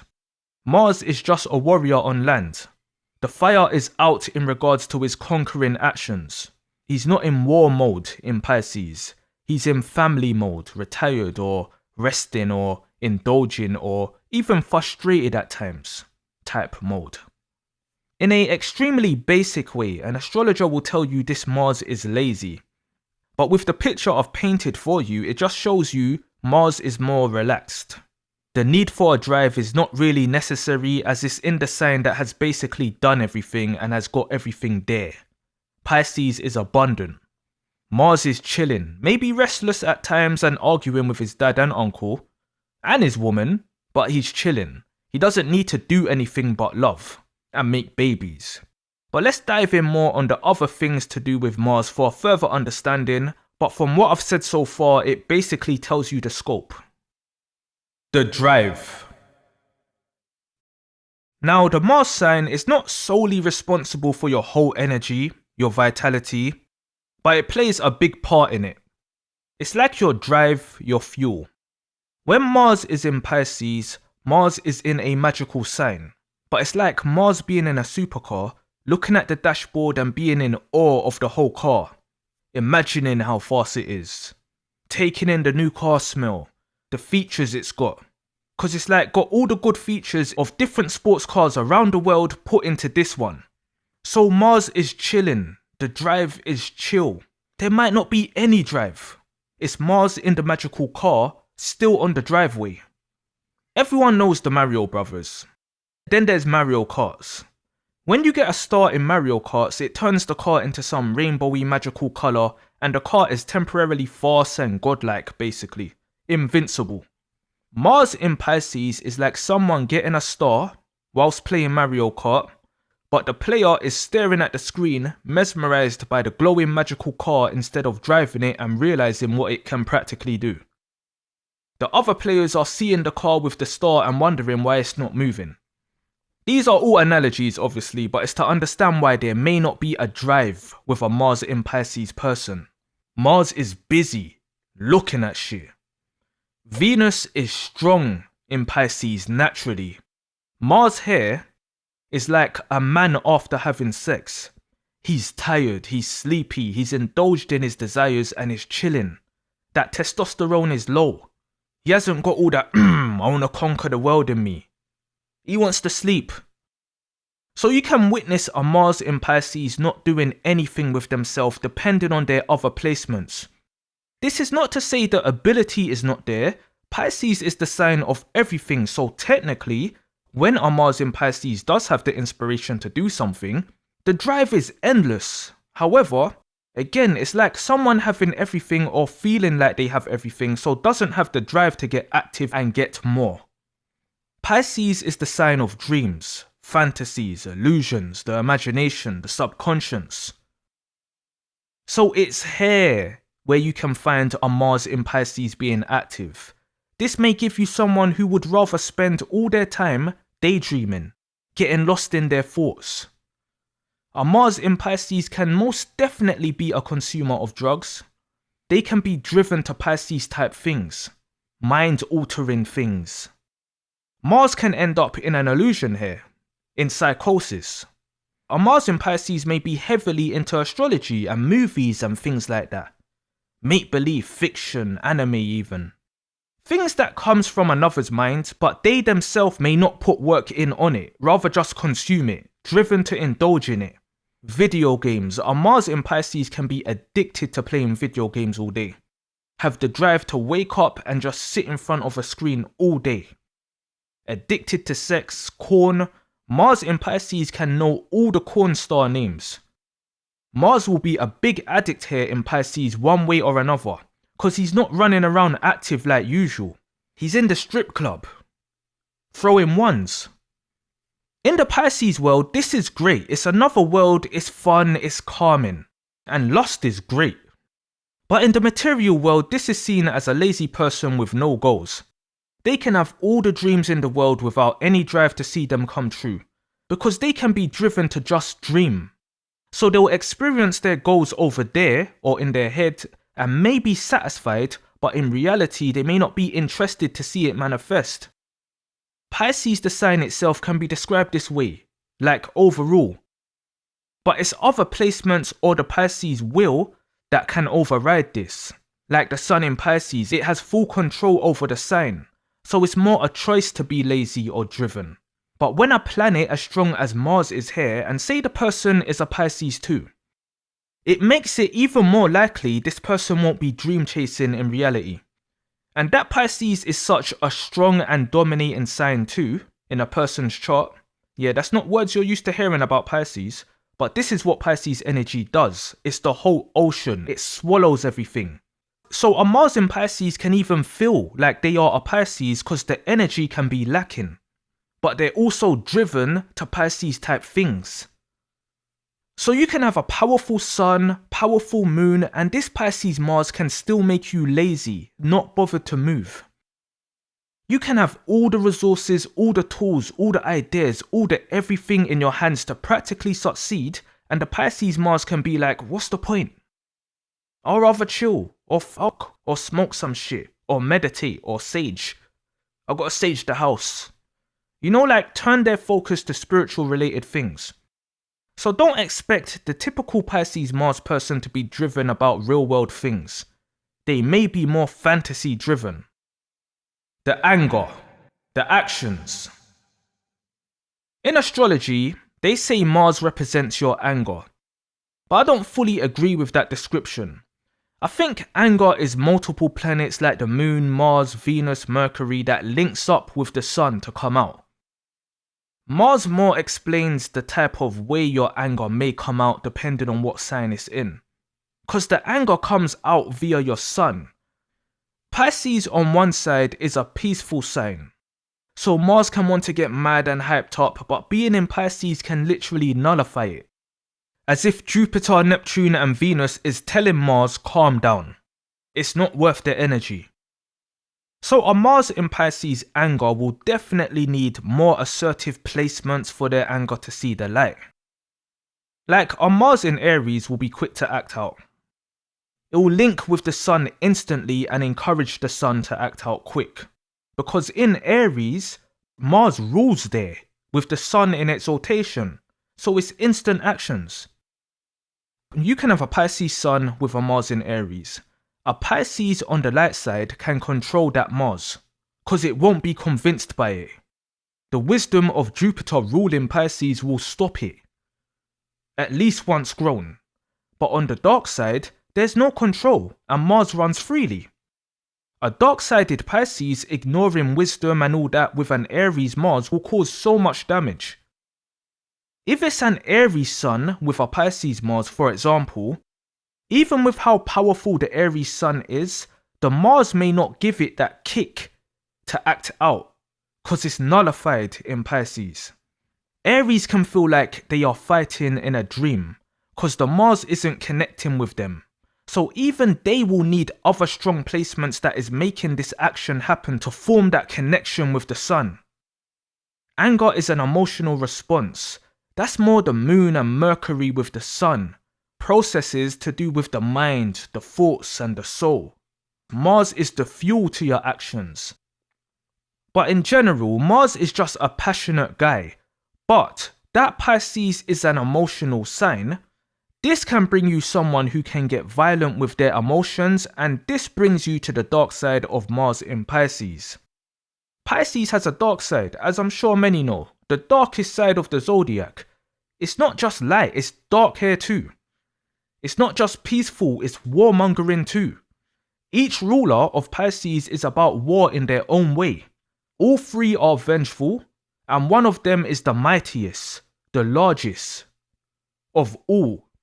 So if the Pisces energy is operating on that level of war, and Mars is here, he's gonna have lots of fun. Because again, Mars is here with his powerful ruler of the ocean uncle, his dad who is the mightiest of all, and his woman who is extremely vengeful on the dark side. So Mars can have powerful alliances here that is encouraging the Mars to get acquainted with the dark side of this world, the Pisces world.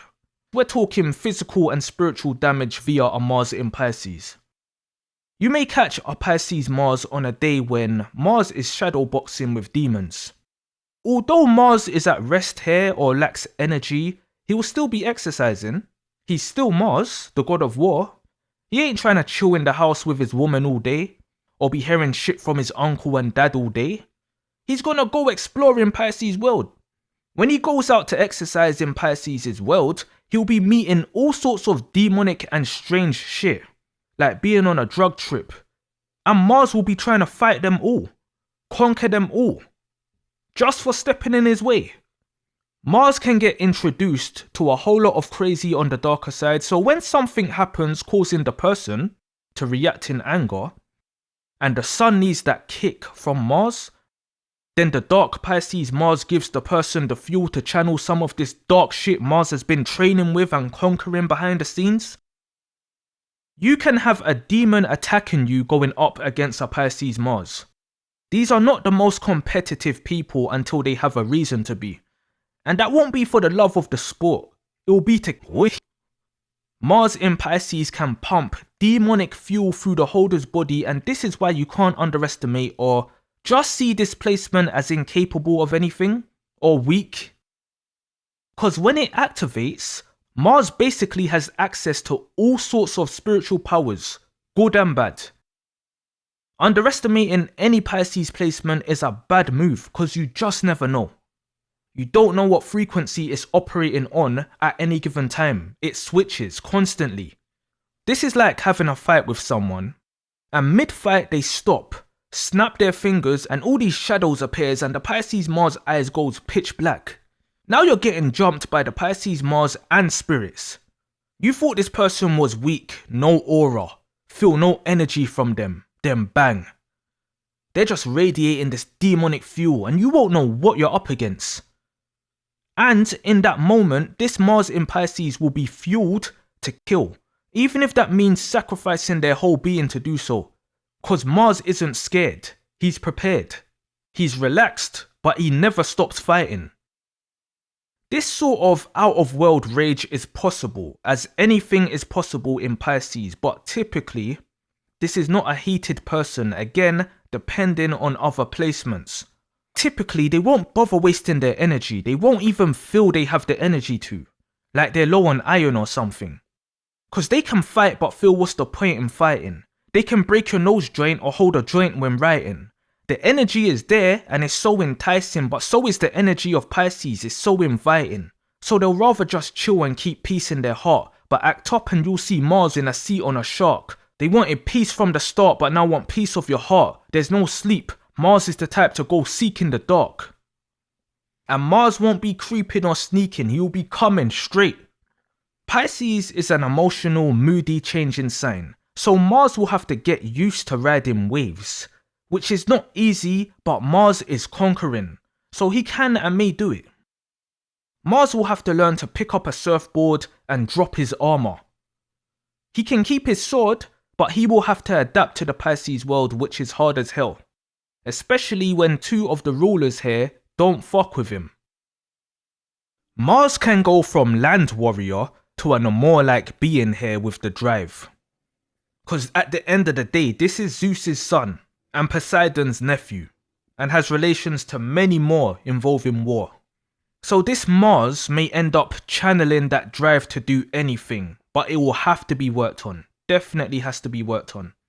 Pisces anger in general is devastating. It's like a tsunami, flood of blood and emotions when uncontrolled, and even in a controlled way too. A Mars in Pisces person has the drive of a Pisces. Mars in Pisces is controlled or sleeping typically, but on another day it might be spazzing out. It may be frustrated in the world of Pisces and start channeling or fueling things it doesn't even know about. So it can be very dangerous for all parties involved when the Mars in Pisces is triggered. The competitor. Depending on other placements, this won't be someone who likes to compete with others but can be jealous of others because of this. Mars energy can be jealous. The signs it rules, Aries and Scorpio, can both be jealous, envious people on the dark side, especially if they aren't active. Again, typically Mars is relaxed or busy indulging in his desires in Pisces. He's with his woman getting busy making babies more time. So when he comes back out of the bedroom and sees what others has been achieving, it's then he wakes up a bit from realizing all the time he's wasted or spent lusting while others have been working, building. This doesn't inspire a Mars in Pisces in the typical way. It rather makes them feel like shit and makes them want to indulge in the Pisces world even more. This placement can give you an escapist. Not necessarily scared of competition, but realizing it's not got the drive to want to put in work how the others are, so will rather shut themselves away. So think like self-loathing, woe is me, a moaner. This is what can happen with a Mars in Pisces. They got the drive to moan than compete. The drive to cry about things ain't fair than to make it fair for themselves. These are all things Pisces is labelled as a whole, but when you break down the placements, you get to see why a Pisces can be like that. Placements highlights areas of the signs. So don't expect a Mars in Pisces to be competing. They can be the fastest runner in the world, the boxer with the mightiest punch, and not feel like putting the energy into competing with others. Pisces is a sign of peace and love at standard and higher vibrations, not wanting to hurt people's feelings and wants everyone to be as one being. On a level, know who's first, second or third. Venus on the light side is telling Mars, love thy enemy in Pisces. Don't fight, make love to me. Ever heard of some athletes not having sex before a competition to preserve their energy? Mars in Pisces is who fucks the night before a big competition, then sleeps through the alarm clock and misses the competition and doesn't even care. So what, had a good sleep? They got their nut. Who cares about the competition? We all lose to death in the end anyway. Fuck you, fuck my dad, fuck my uncle. Fuck this Pisces world. But put this Mars in things to do with Pisces like love and sex and fantasies, spiritual shit, and this Mars will compete. But they won't really be competing, they'll be taking part because they're passionate about it and care more for the everyone coming together to take part than care about winning and losing.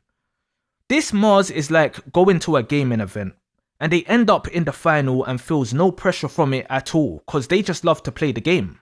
Then they win the tournament and is like, wow, why is everyone celebrating and picking me up?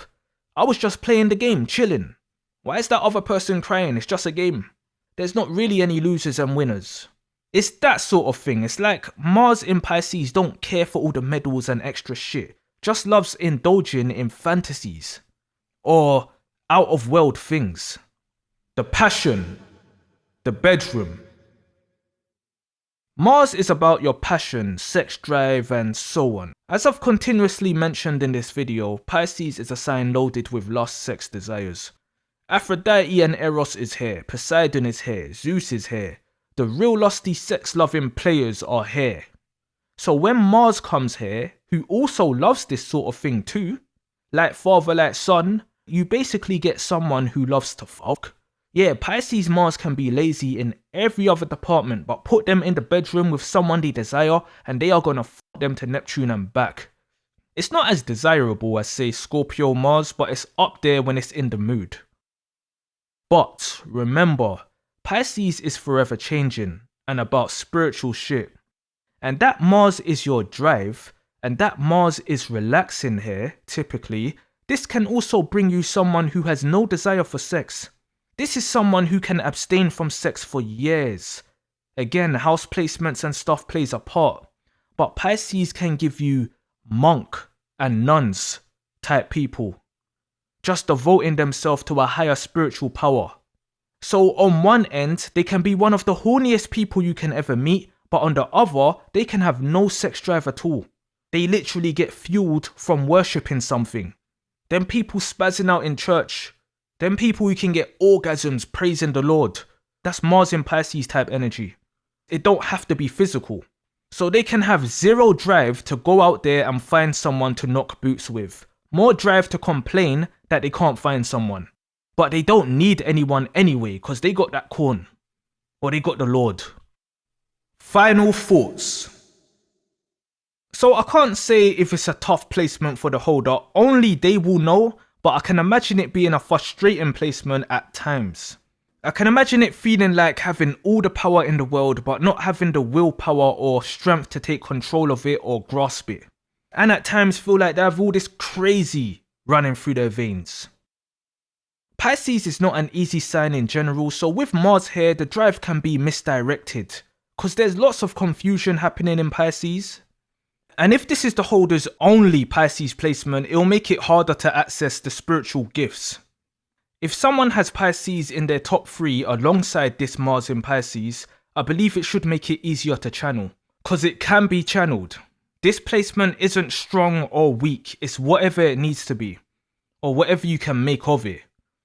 My Mars is in Capricorn, so being a Pisces, My Mars alone has grounded me with my Pisces energy, which has helped me understand it greatly.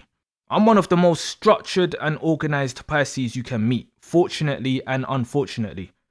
Mars in Pisces is not grounding, it will more lift the holder off their feet. So say it's a Capricorn with a Pisces Mars, stability can eventually be found where this Pisces Mars can be utilized to great effect by the Capricorn. But even if it's utilized, it still may not be fully understood.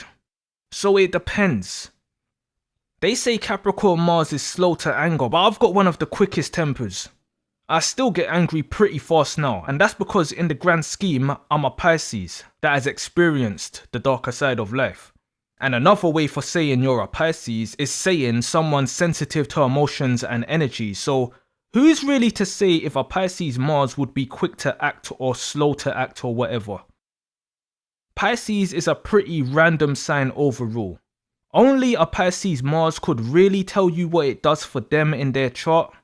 It will probably help if you have a masculine Venus too, just for balance, as Mars in Pisces is feminine. That masculine margin energy is walking around a shopping centre carrying bags for Venus here in Pisces.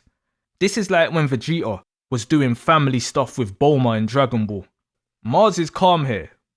It's not at work like a man like that. It doesn't have to be out there fighting. But where there's a will, there's always a way. And where there is night, there is a day. Venus in Pisces. The more deeper you go into individual placements, the more complex it gets, explaining what's happening because all these placements are interacting with each other. These are all side placements to your sun, your soul. So you can't really generalize with placements like that as it's a piece of a bigger puzzle, aka your chart. But typically, a Pisces Venus is a great placement to have on the light side. Venus is in exaltation in Pisces, so she's having fun in the sign Pisces. This is a spiritual goddess type of lover in this Venus. Not only that, but the sign Pisces itself, the two fish, is Venus and Cupid, aka Aphrodite and Eros. Venus is literally a part of the sign Pisces' makeup. In astrology, she's not at home. She's at home in Taurus and Libra, but she is technically at home in Pisces too, as she's integrated into the sign. The sign comes from Aphrodite and her son Eros running from a monster, from the mythological standpoint than the religious, as Pisces has many meanings. So Venus's traits shines bright through Pisces like the morning star. Venus is the planet of beauty, love, peace, harmony, desires, your likes, your values. So this placement will basically love and value Pisces type things. They can love like a Pisces when in love.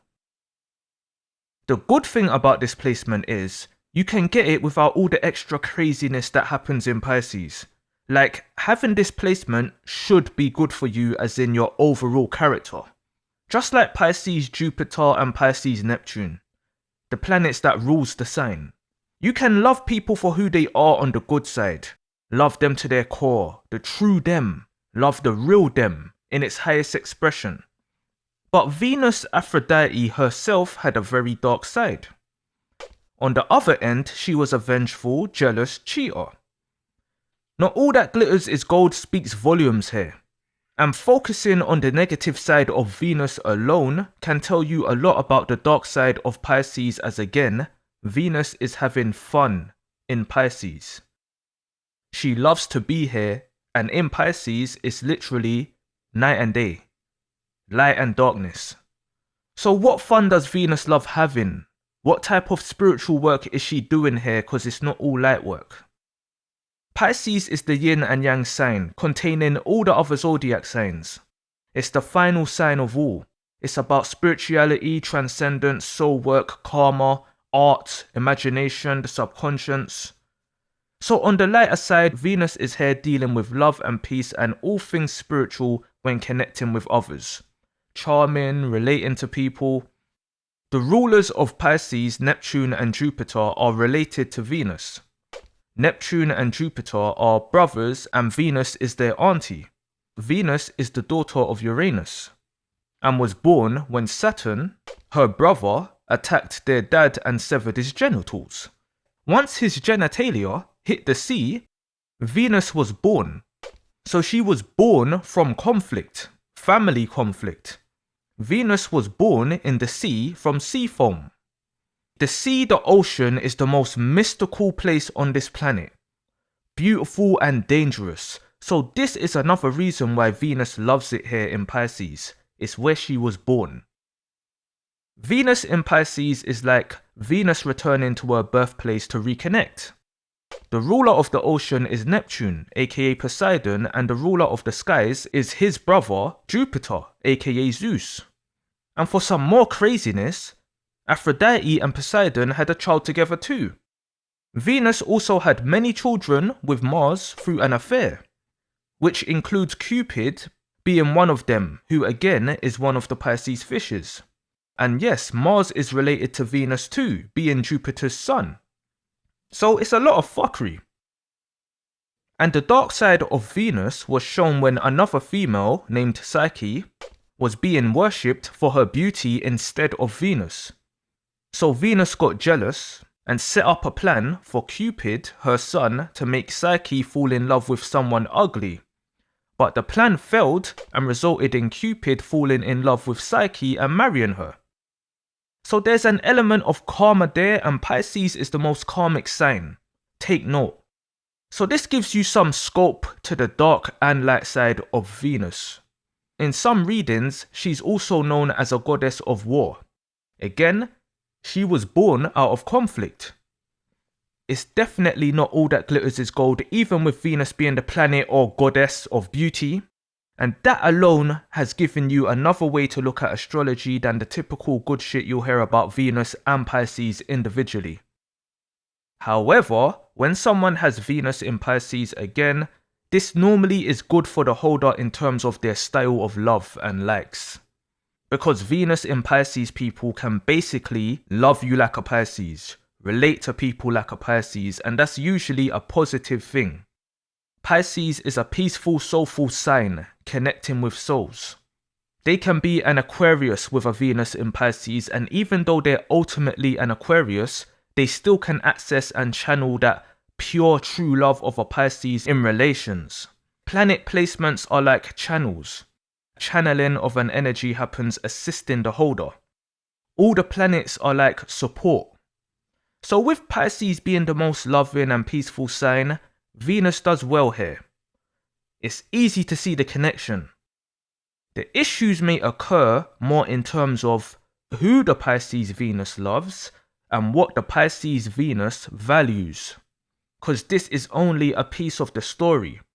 So let's explore a bit more and see how this can pan out on the darker side, because there's always a dark side, especially with Pisces energy. Unconditional and conditional love. Now the key thing a Venus in Pisces will be known for is their style of love.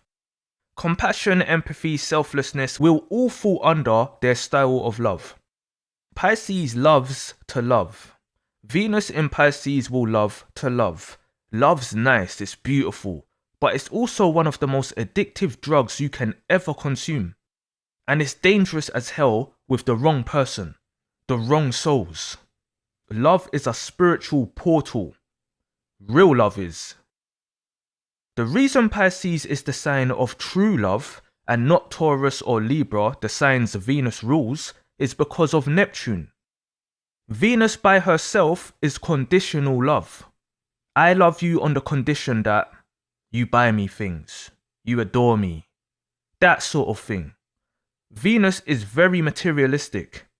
It can be all about physical beauty, material things, physical love. You can see why it rules Taurus and Libra. It's not real love, it's superficial, idealistic, and using on the negative side. So Venus goes to the sea to reconnect with her spiritual roots in Pisces. And who rules the sea? Neptune, Poseidon, Pisces ruler. Her nephew, basically. Neptune is the planet of spirituality and the higher octave of Venus. So it takes this baseline love energy of Venus and brings it into the spiritual light of what true love is. And that's unconditional love. I will love you no matter what the circumstance. I don't care about the material or physical. I love the soul within because that's all that matters in the end. This is how a Venus in Pisces will love you, with their all, basically, when it's in a good condition. So that's great, right? Well, not all the time. Because Pisces is a sign that can be prone to helping and loving the wrong people. And that alone changes the whole game. Pisces can be big time suckers for love, leading with their heart and can get fooled by many this way. Pisces is a trickster once matured, but on the come up, they can be fooled and deceived big time. Because they lead with love and love only. This is also a big lesson for Pisces by Neptune, its ruler, because it shows Pisces the deception of love, and that is what Venus deals with on her darker side. She is deceitful in love, to others and to herself. So a dark side of a Venus in Pisces is they can literally show love and give love to the wrong people and things. These can be those people who stay with someone who treats them like shit and vows to never stop loving them. No matter how much you hurt me, I will always love you. Declaring their undying love to someone who doesn't deep down respect them. Venus is your values. But a Pisces Venus can put their values into another person, another soul, merging with them so much to where the Pisces leaves their own soul, self, with nothing in regards to love. No love left to love themselves. So a Pisces Venus can get used for their love. Pisces is a mutating sign. It can mutate into everything that another needs. So this Venus in love can transform themselves for another person without realizing you shouldn't have to change yourself when the love's real. This person should accept you for you, not the version you've created to match theirs, because technically that's not natural. These are the lessons Neptune and Jupiter teaches, but Neptune especially is trying to teach Venus about the ocean, but there's a struggle. And in reality, this can be seen as a Pisces Venus loving too much, to where it's unrealistic. They can love so much, no, they can love too much, without any discernment, and others can notice this and use it to their advantage. A Venus in Pisces can be the victim of conditional love too. A Venus in Pisces can be trained that for them to get love, they must give it. So this can be a person that feels they have to do sexual stuff to their boyfriend to get their love. Or they feel they need to buy their girlfriend some nice shit for her to remain in love with them. This is Venus type energy. They can get programmed and not see it. They can just see it all as love. Unless the Venus in Pisces has other placements that has more of a backbone or discernment, this placement can be used. Big time. Dreams to nightmares situation. It's not directly the same as love from a Pisces sun. A Pisces sun can face the same using stuff, but start seeing the light of it all and learning the tricks and controlling how they love and who they love in a more life lessons way. There's no isolating and deep in life and all that extra Pisces stuff in Pisces Venus. Venus ain't about that. This is solely to do with relating to others and what you like. It's a hopeless romantic in relationships basically. This is why it's good to know what the other planets are doing while this Venus in Pisces is loved up like this. There's no control in Venus as an individual placement. It links up with your other placements. But still, you're gonna like what you like. You're gonna be prone to loving like a Pisces who has rose-tinted glasses on, which is like an immature version of a Pisces. So if this is your only Pisces placement, this gift can end up feeling like a curse romantically, especially if you do become reflective one day and start deep in your past relationships.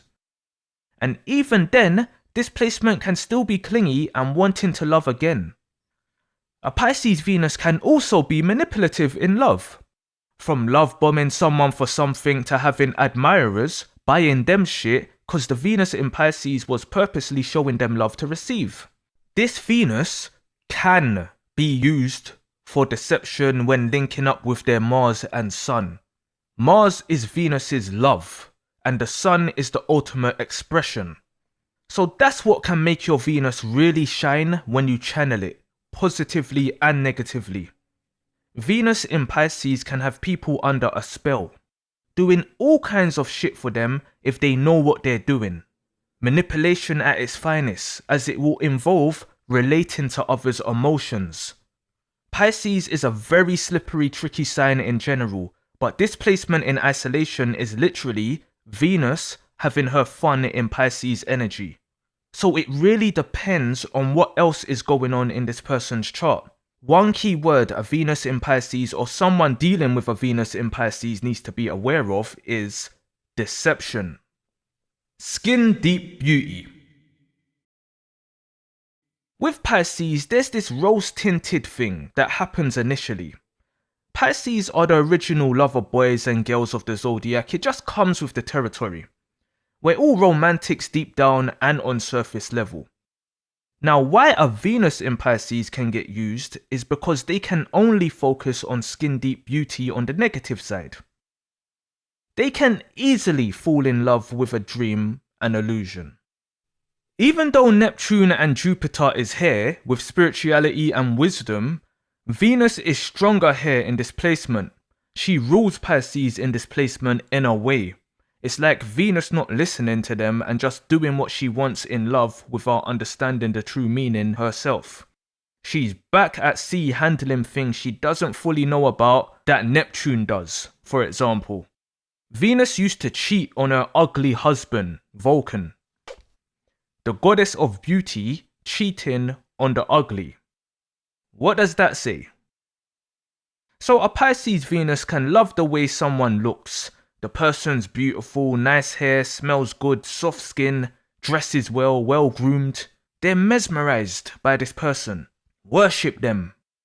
All they see is beauty and love on the surface. It's like Venus standing by the sea and admiring it.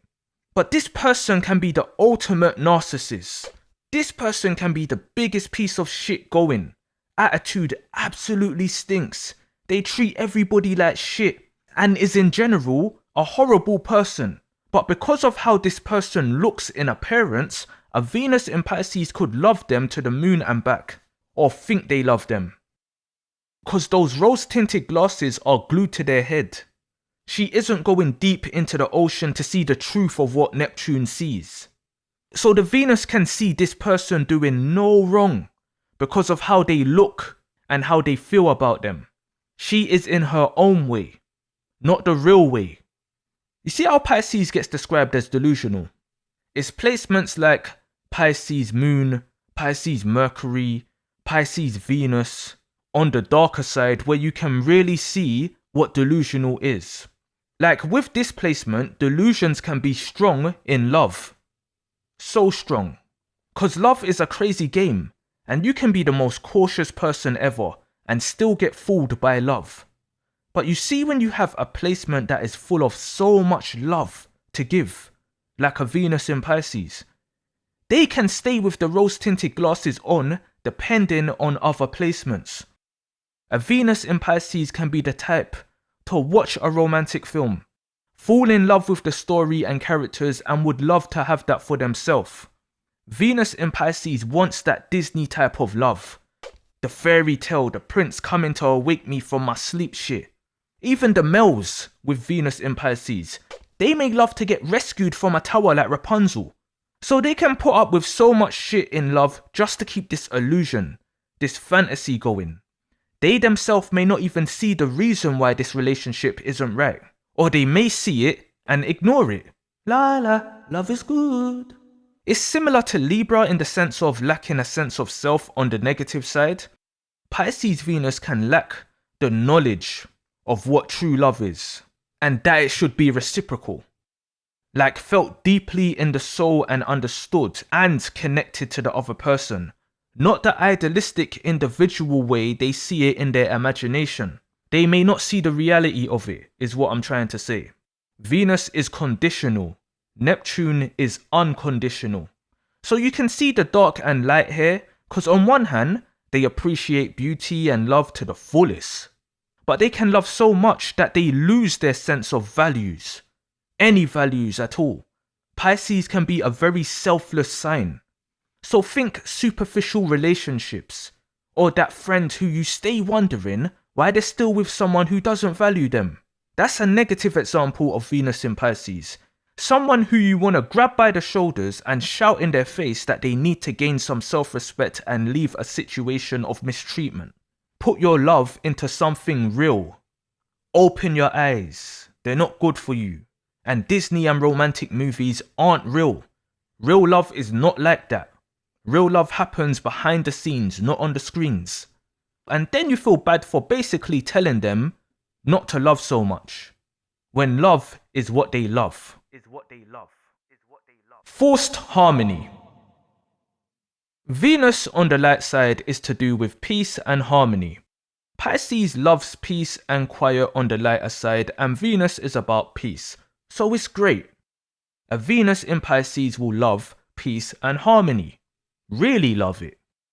Now, as we know, the world is not just about peace. There's wars going on too. You can be at war with people you live with. War is everywhere. Peace can be found, but finding peace within is the most wonderful attribute one can have, and that represents a matured Pisces. A relationship is great. A peaceful relationship is great. A loving relationship is great. But it's not needed for peace and love. Pisces at its highest vibration is someone going around spreading love to everyone, not just one person. With Venus in Pisces, this love of peace and harmony can be in an unrealistic and self-sacrificing way, especially to one person, the person they're idolizing. Remember, this Venus is typically a giver, but it's highly manipulative too. This can come with lots of lies, and it's charming as hell. This Venus can fool others in anything if they channel it right, because they can relate to everyone and everything. But they can also lie to their own self. So to keep the peace, Venus in Pisces can stay delusional to not cause a problem. This Venus won't like war and tension. They're in connection with others' feelings in relationships, so wants them feeling good so they feel good. So what can happen here? Well, they can get picked on, even by their partner, because no one respects a pushover or one with no self-worth. Even bosses gets tired of arse lickers. And yes, people, yes, men, and yes, women. So again, we go back to the superficial nature of Venus. There's a lot of fake shit going on. Pisces is wise enough to see the real and speak the real because Neptune and Jupiter is here leading. But Venus don't operate like that, and Neptune can be deceptive on the darker side too. If it was Jupiter alone, like Sagittarius, you'll get the realness more readily. They can lie as hell, but you'll typically get the real out of a Sagittarius. But Venus in Pisces don't want to hurt anyone's feelings, so lies can be told and bullshit can be put up with. Someone's smiling when they're getting cussed out. Why? Because they like to keep the peace. Someone taking long to return some money they borrowed, and the Venus in Pisces is saying, oh, it's fine, take your time. When really, they're fucking annoyed you ain't on time with the repayment. But why ain't they saying something? Why ain't they relating negatively? Because they like to keep the peace between people. There's a force of harmony here. It's one thing going with the flow, but it's another thing when you purposely swim with the current to avoid conflict, to avoid resistance. Again, this is down to what else is going on in the chart, but regardless, you can have a mad temper, but have a Venus in Pisces that literally hates violence. So if you do something violent, you yourself won't like it. This is how balance can be way off with a Venus in Pisces, because they themselves will keep the scale tipped out of their favor just to keep the peace with others. This can very well be a pushover placement in isolation. This isn't like Pisces Sun or Pisces Mars in certain situations where you can act out like a Pisces. No, it's way more passive. It's more like receiving or like choices you make sort of thing. It's what you value. Venus values peace. Venus in Pisces can put peace way at the top to avoid problems, which is not realistic in life. So that you value peace like a Pisces, you can put up with shit like a Pisces in this area to do with relating to people. This is why some Pisces have the reputation of being people pleasers. Overall, that's a reputation of Pisces. A younger Pisces especially. Falling for the fantasy or giving into it because the reality of the situation is not what you will like. So this placement can set the owner up for delusional experiences with people, where what you think it is or want it to be is not the same for them. It's like the darker side of love. It's like getting cheated on without you actually getting cheated on. It's like you cheating on yourself, and can hate the feeling deep down to where you turn passive aggressive, play the victim. But the main reason is because you played peacemaker at a time of war. This is where Pisces Venus relates to Pisces Mars. Both those placements can be passive. Even Pisces Sun can be passive due to this too. Pisces Moon, Mercury, they all can be passive due to this in their own way. But that Venus is to do with love and relations with others, and the Mars is to do with the drive, the passion. This can most certainly highlight the passive nature of Pisces, make you definitely be passive aggressive towards another with Venus in Pisces. Definitely. Sulking in silence. What's wrong? Oh, nothing. What's wrong? You're right. Nothing. The love of harmony and peace can delude you, similar to the moon in Pisces, because the moon needs what a Venus loves. And the issue here is, you think you need love from others when Pisces should be realizing they have all the love they could ever need within. It's the soul. It's everything. That's the reason you can love so much in the first place, because you're full of it. But you're thinking you need it from another when really it's just you loving to give it. Love from others, true love from others, comes without any conditions or falseness. It comes naturally. Playing peacemaker in Pisces Venus is essentially being fake. Because love isn't a fantasy or an idealistic emotion. It's real. It's a real spiritual connection with another soul in reality. Love is everything. Like Pisces, it involves everything. You can't just pick and choose which part of love you like, because then it's not full love. It's not real love. And arguments between two people doesn't mean they don't love each other. It means they care enough to voice their opinion as individuals and hope to be understood by their chosen person. You've got to care to even argue. Sometimes arguments are needed. Sometimes conflict is needed. Not a screaming match when it comes to like relationships, but a real passionate discussion. This can be missing in Venus in Pisces, and it can be extremely low or unlikely to happen in Mars in Pisces. A healthy argument now and then is good for a relationship. None of that fake bottling up feelings, holding resentment and discontent stuff. Love is real. But in a Venus in Pisces' world, there's no arguments in relationships. It's constantly a magical fairyland where you two forever skip through the meadows getting high off oxytocins, where each other's shits don't stink. You can dream about your partner or people all day, but the real is you physically connecting with them through every possible scenario and then spiritually diving deep together through understandings. When you have to manipulate things and change the narrative to suit the fantasy you love, you're already in your own world, but the ones you're doing that with is in this world. They're not in there with you. So it's like tricking yourself in the grand scheme. The same way Venus tried to set up Psyche, only for her to end up as her daughter-in-law. And Psyche means the soul, by the way. It's a story to do with love, beauty, jealousy, and the soul, where love of the soul wins in the end. This is a lesson for Venus in Pisces, a blessing with a lesson. And if someone more cunning is testing your resolve as a Pisces Venus, unless your other placements wakes you up out of your love for love, then this placement will get used until kingdom come. Cause it's a beautiful placement, but beauty gets used here. Some places in the world see too much beauty as evil, not godly.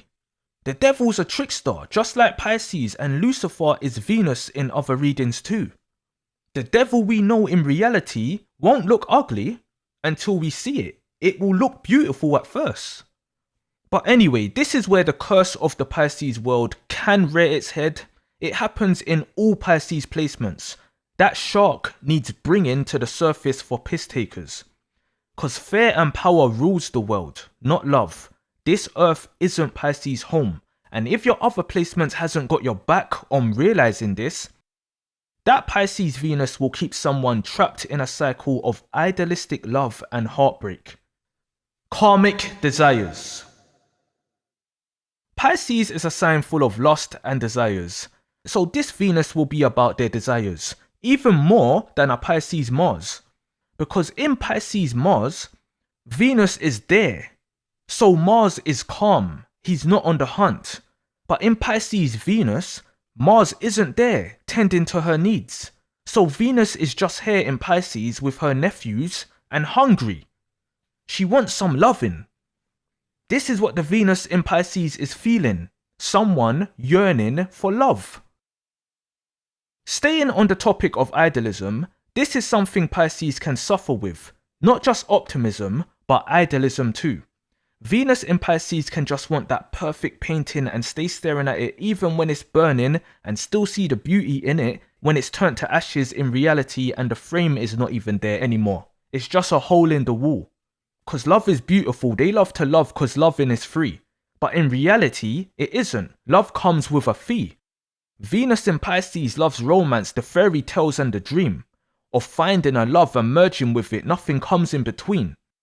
But they can end up loving a nightmare disguised as a dream, getting heartbroken over and over again and be crying a stream, then wipe their tears and be ready to let love in again, endlessly searching to find someone as loving as them. This Venus loves to love. Everything about love, sex, romance, they love this shit. And when you have someone always wanting to love and facing harsh realities, but not learning their lesson, bodies can pile up. I'm not saying this is the most slutty Venus, but hey, Venus is here having fun. She's the most powerful here, and she herself is a big time cheater. Venus weren't just beautiful, Venus was playing the field, my brothers and sisters, cheating on her ugly husband. Pisces on a whole has a reputation for infidelity, not solely cause of Venus, but she plays a part. So when you have this placement which is highlighting your desires to an extent, or what you love, you can gain a reputation depending on what else is going on. I believe on the darker side somewhere this Venus can cause hell for who they get with too. Not in a physical way, but more in a spiritual and feelings way. Cause Venus was vengeful as hell, like a wicked witch on one side. So if revenge is needed, a Venus in Pisces can end up loving to see people hurt, love to cause pain. A Venus in Pisces can end up loving to see people not receiving fairness. Like the reverse. There's always another side to the coin. With what Venus stands for, there's no way this Venus in Pisces is just innocent. This is Pisces energy we're talking. Literally the sign of light and dark. And I speak about the negatives of Pisces a lot. I highlight many examples, so when love doesn't go a Venus in Pisces' way, who knows what they may end up loving to do. Maybe they can't move on to someone else and waits a bit because they're still in love with someone that hurt them, but equally wants to do something about it. Venus is in a spiritual world here. Magic, potions, rituals, and with a vengeful nature, a secretive vengeful nature. However, again, I believe all that will be more in the masculine editions of Pisces, like the Sun, maybe the Mars, but it's not a given as it's not an active placement like that. Venus is influential in Pisces, so it will definitely play a part in wherever the sign is.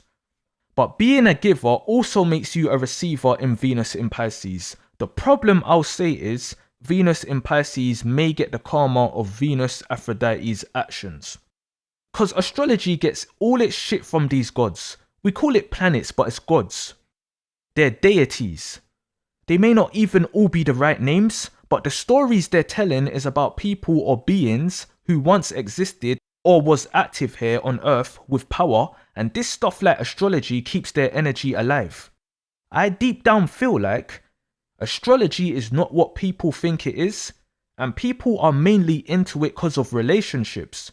Some for self-help too, but mainly it's like compatibility with someone they like, they're interested in. So they're looking up this person's placements and whatever and trying to see if it's compatible with theirs. That's like the main thing. But if you go deep down, I do believe this whole thing is not as light as people think it is. I'm not even religious like that, but I believe astrology is a gateway. Obviously, it depends on how you're using it, but it's definitely a gateway. I just know it is. And a placement like Venus in Pisces is the person liking Pisces-like things or liking things in a Pisces way. So astrology is a Pisces-like thing. It's like magical predictions and make-believe. There's physical truth with pattern recognition, but it's not all facts and physical. It's a belief system with hidden shit mixed in there. So this is a bad example of Venus in Pisces, loving shit or idolizing shit you don't really know about. Being deceived by your own likes. Never forget Pisces deals with a lot of deception. On the light side, it's loving art, music, and all that good Pisces stuff, and you can get into those things this way, obviously, because Venus is strong. Venus is art itself. She'll make your Mars do it no matter what Mars sign you have, and Pisces is drowning energy, it can take over. Venus is powerful here. But for the Venus in Pisces in La La Land, maybe missing other helpful placements, they can like many things and people and don't fully understand or know truly about it or them. Because without diving deeper, it's just focusing on what you like.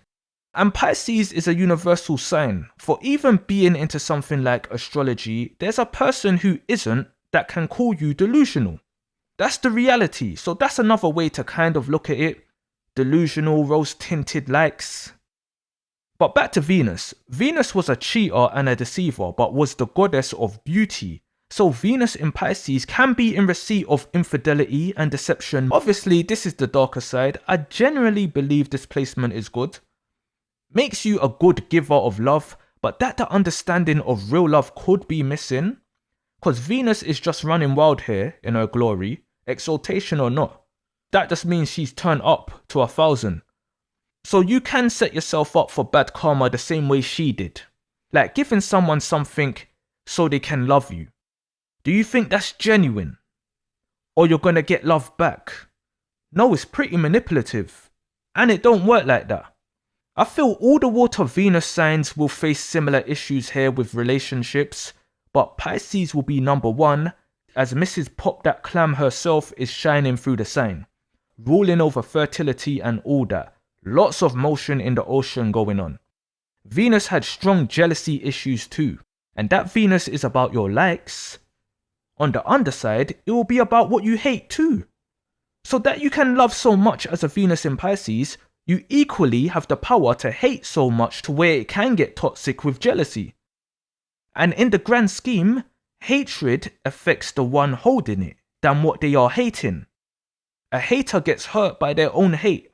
And you can also get hate if you get caught for being the manipulative type of Venus in Pisces.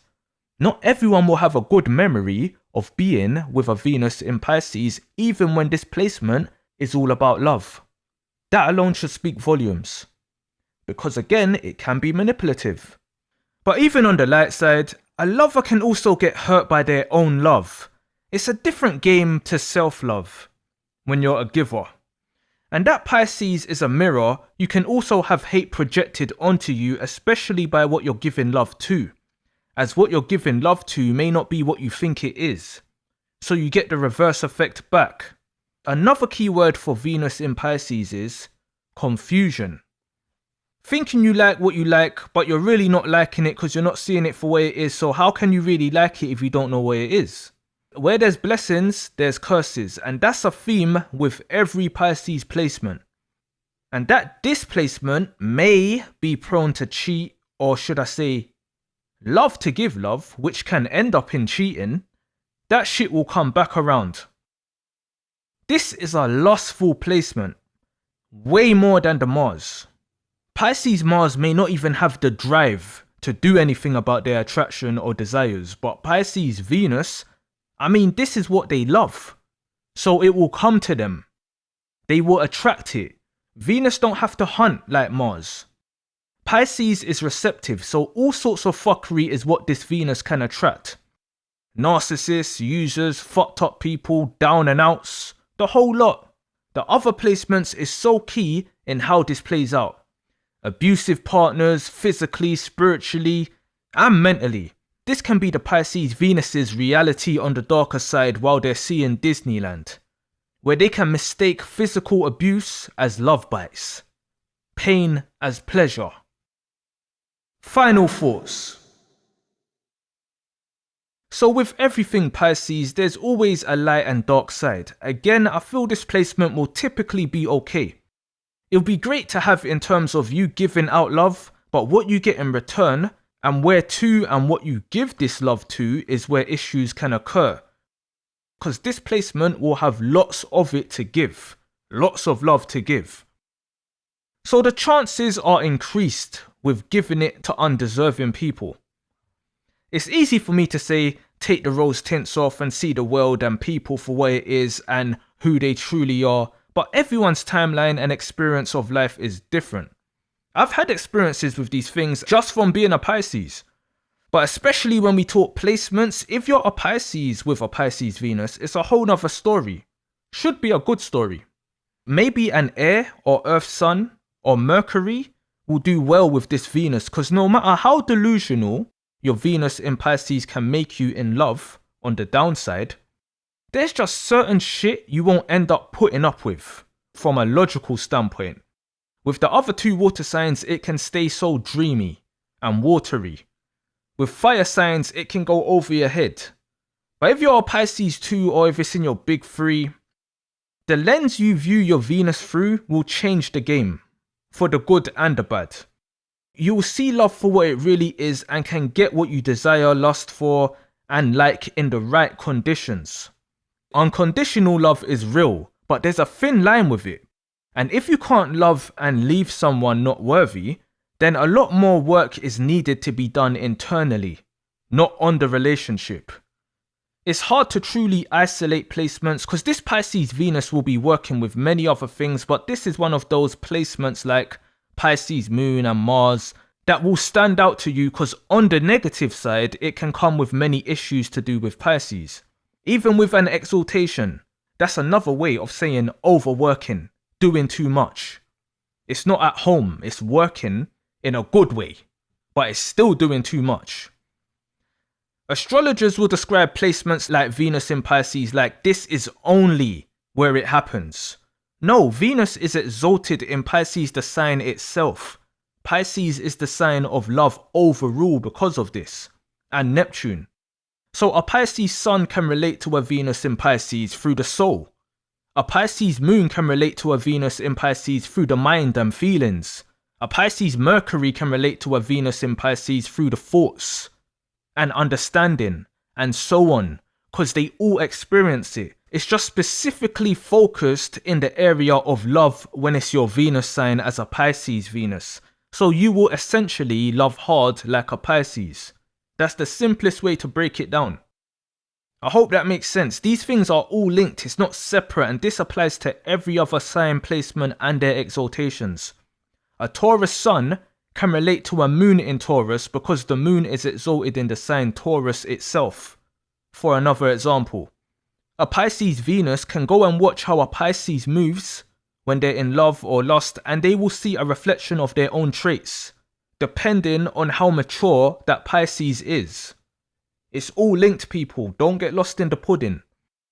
But planets wise, Venus is the hottest and the brightest, so the morning star will be shining in the Pisces ocean of emotions. But what light is it shining? Only you will know in regards to your chart. Is it shining a positive light or a negative light? Is it attracting good or bad in regards to relationships of all kinds?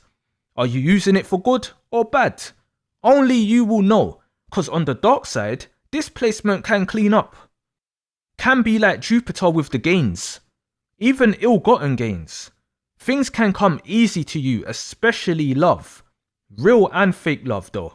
But everything can be worked on or adjusted. Pisces is the most mutable sign there is. So the fish can swim in any direction in this world of lust. Just keep your love sacred and learn who to trust. Now shut your ass up, put your seatbelts back on, and make sure the highway was clear. We'll be arriving at our destination shortly.